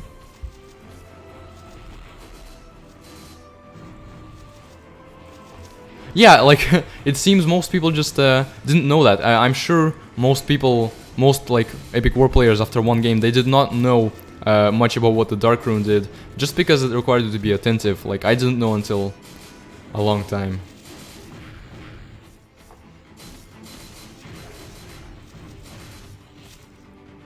Oh yeah, the Ice Rune I do think is the best elemental rune. Alright, the far right end on this level is very, very odd. It's not the only level that's like that. The other level with the power goblins, Extra 6, also has that. Like, when we go to the far right, and we will, after we beat the power goblins, which are annoying and gonna take a while to beat. But after we do that, yeah, there's like... That's not just on this level, but also on Extra 6. And it's weird, why do they do that?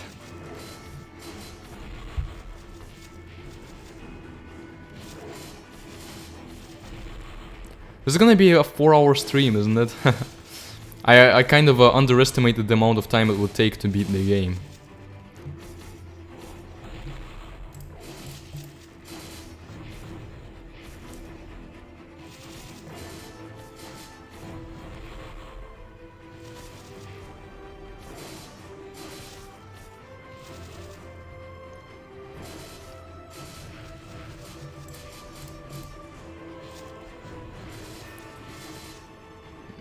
Yeah, at this point, we're just fighting these power goblins. In fact, what if we screw the power goblins and just go forward? Yeah.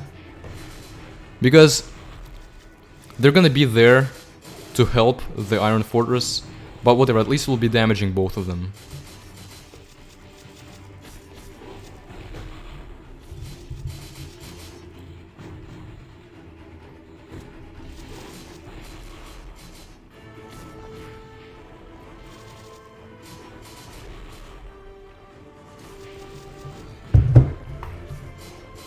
Also, there's large golems here, scaled up ones that come out often and also die very easily.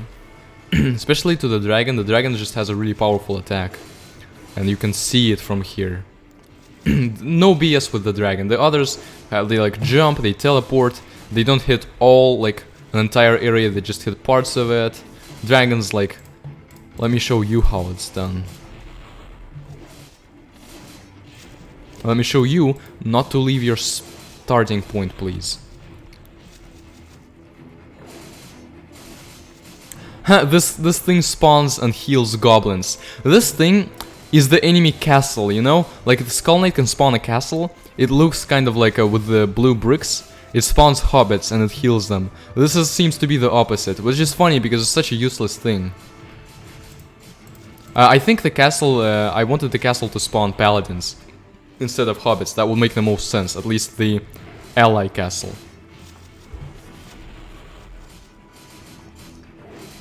The buzzer resistances are odd. I can see why it would block Pierce, but I don't know why it would be extremely weak to everything else. Like, how would you slash a metal thing and have it be really, really weak to it?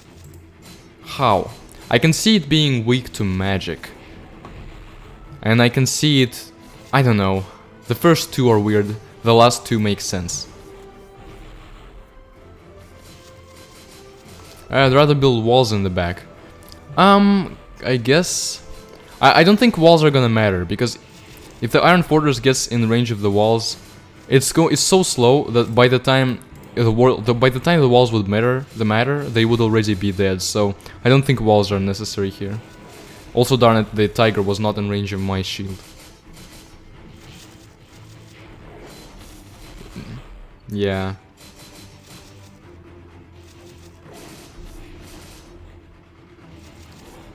Basically, yeah, like their bosses in the first time, and the first time also... the first time one of them is the boss, true, but also look, similar buildings, kind of. But yeah, now they're just an annoyance, and they're a really annoying annoyance. But the Iron Fortress is definitely the real boss, and I wonder how the Iron Fortress... Who is controlling the Iron Fortress? Considering that the goblins, like after the goblins themselves have died. I guess we can also ask who is controlling the tanks. That would also be a valid question.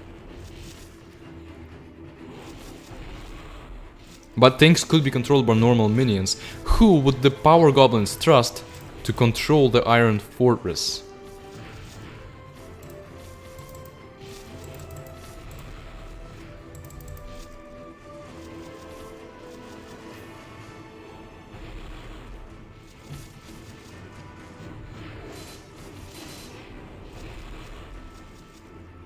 Oh yeah, the red one I think is fire, the blue one is ice, the yellow one is light. Oh, did you see? He just got thrown over there. The blue goblin just got thrown all the way over there. The purple one is poison, the yellow one is thunder, and the green one I think is dark. At least the green one has no visible element, so it probably means that the green one is dark.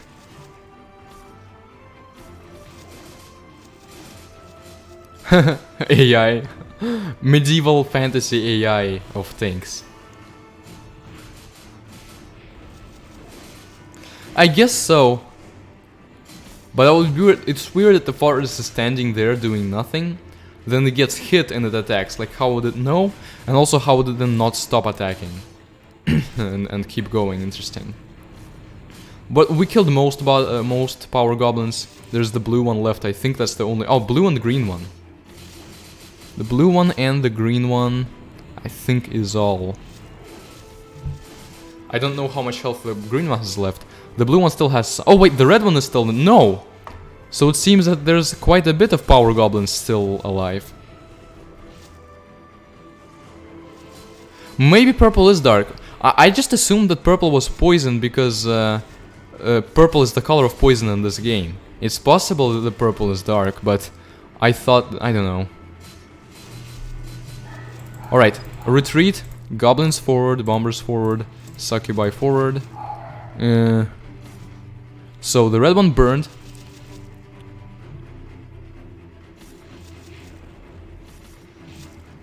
What's the green one going to do? What's the green one going to do? See. Poison. Oh, the green one's the poisoning one. Oh, okay. In that case, the game doesn't make a lot of sense. I'm actually kind of disappointed with the game. Because purple, like poison is purple. The witches are purple. The poison spell is purple. The poison cloud is purple. I haven't even shown poison cloud. It's one of the rare spells.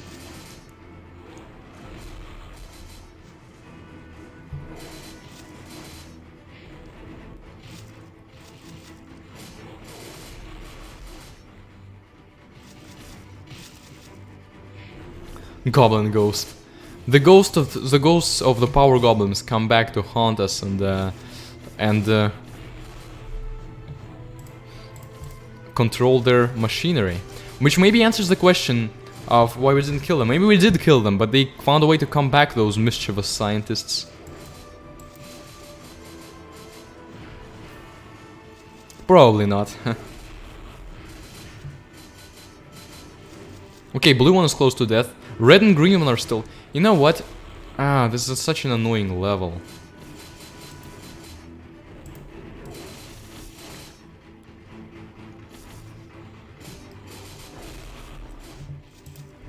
Enjoying yourself over there, VGraph?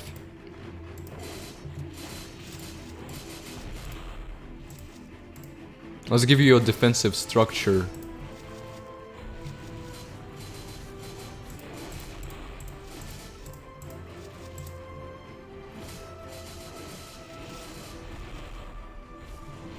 Yeah, I didn't think they would last this long. But yeah, VGraph is now on a complex of walls. So obviously no Iron Fortress is going to get him there. Speaking of the devil.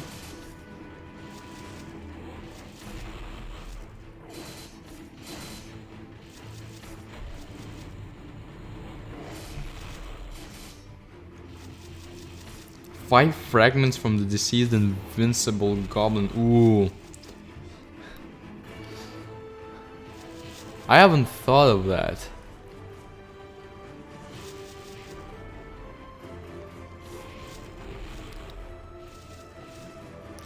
You know what?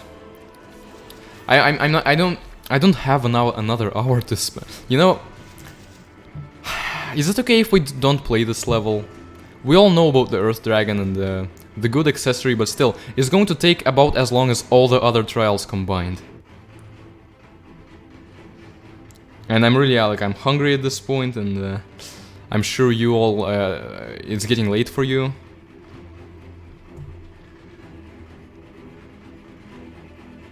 I just really don't see the point of doing this, because we know we can do it. Nothing interesting is going to happen while we do it. But yeah, it will just take a long time. And the only thing that we are not going to get is there's not going to be an Earth Dragon for us to use in that accessory, but whatever. We wouldn't be able to use all the enemies anyway. Starve. Yeah, I figured that we do not want to spend any more time on this wretched level. It still gave a lot of us experience, interestingly enough.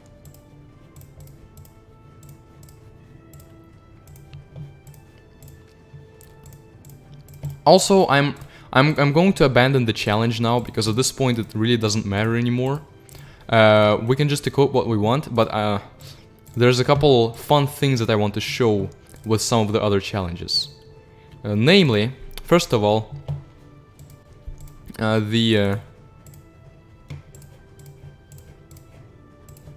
mean, really, I think we can beat extra. Like, Trial 4, some of you guys said that we... Trial stream? I guess we could have a trial stream. And then we would have time to test out, like, the Lord of Hell and the things that we get at the end. How do you guys feel about that? What if we wrap out the stream now and then have another one just exclusively for the trials and then to test out everything we get from there? And like upgrade it all. Find walls. I know that if we upgrade the Iron Fortress, we're gonna get access to buildings that we've never even seen before. Yeah. Or whoever designed that stage must have never played that stage.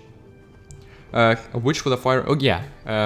We can like gather the Elder here with a fire rune, which we gave to the goblins. Obviously, the most important thing. We can do that, and we can give the succubi a poison rune, and the witches a dark rune, and it will be amusing to see.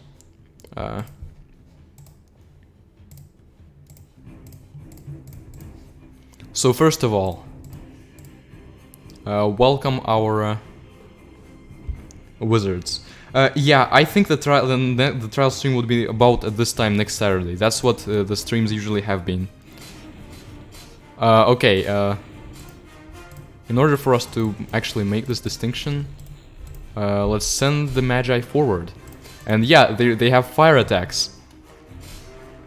Just the same as the succubi. Now we send the succubi forward. They have the witch's poison attacks, and if we send the witches forward, they have the Magi dark attacks. And next stream, on the trial stream, we're going to show also the ice rune and the ice attacks. Yeah, that sounds good. And then the next stream would be about 2 hours, 2.5 hours long. It wouldn't be too long, but we would have enough time to try out some nice, interesting things. I like how this is such an early boss that just lightning takes away so much of his health.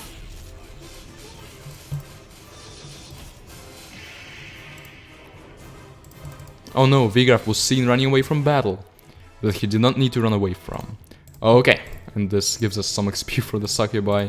That's not really gonna matter, but these two upgrades are pretty useless, so it's good that we got that out of the way. Alright. I don't know, I mean the dark one is good, but the problem is every time I tried the dark one, it's just on any unit. There are things I can equip on any unit that are better than the dark rune. That's what always makes me hesitant about using the dark rune. But I think we are going to try it out next time on like a powerful unit to see just how much they heal from the Dark Rune. Yeah. Okay, so that concludes our Epic War 5 stream, which I fully expected to just be one stream. I thought the game was shorter than it ended up actually being. But I don't complain because we'll have another fun time. Again, plugging my Discord server in the description to where we can agree on streams and what to play and all of that. So, thank you all very much for coming, and hopefully I can see you again on the next stream, the trial one. And what powers do you guys have here? Fantasy setting? I would like to shake and shoot Bomberman out of myself, like the Iron Horse. It's such an unconventional power, but it would be so amusing.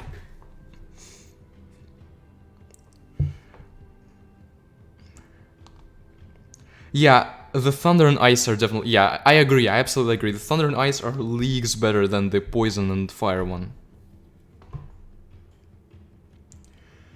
But yeah, I'm finally gonna go get to eat something, and I know it is late for most of you guys since you live in like Europe and stuff, so I guess you have a good night then. And for those of you who are watching later when this is up on YouTube as a video, thanks for watching and sticking by, and the next stream might even already be up for you guys. But if it's not, it will be hopefully next Saturday. Alright, life draining would be cool too, yeah, I can agree with that, but ice is just a basic one that's solid.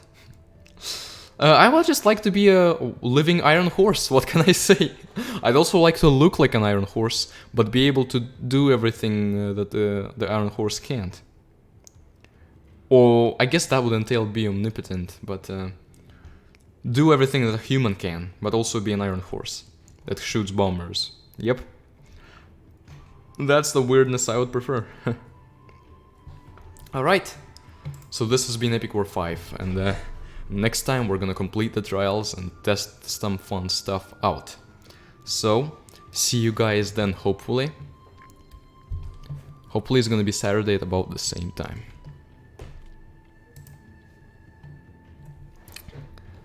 Goodbye, everyone.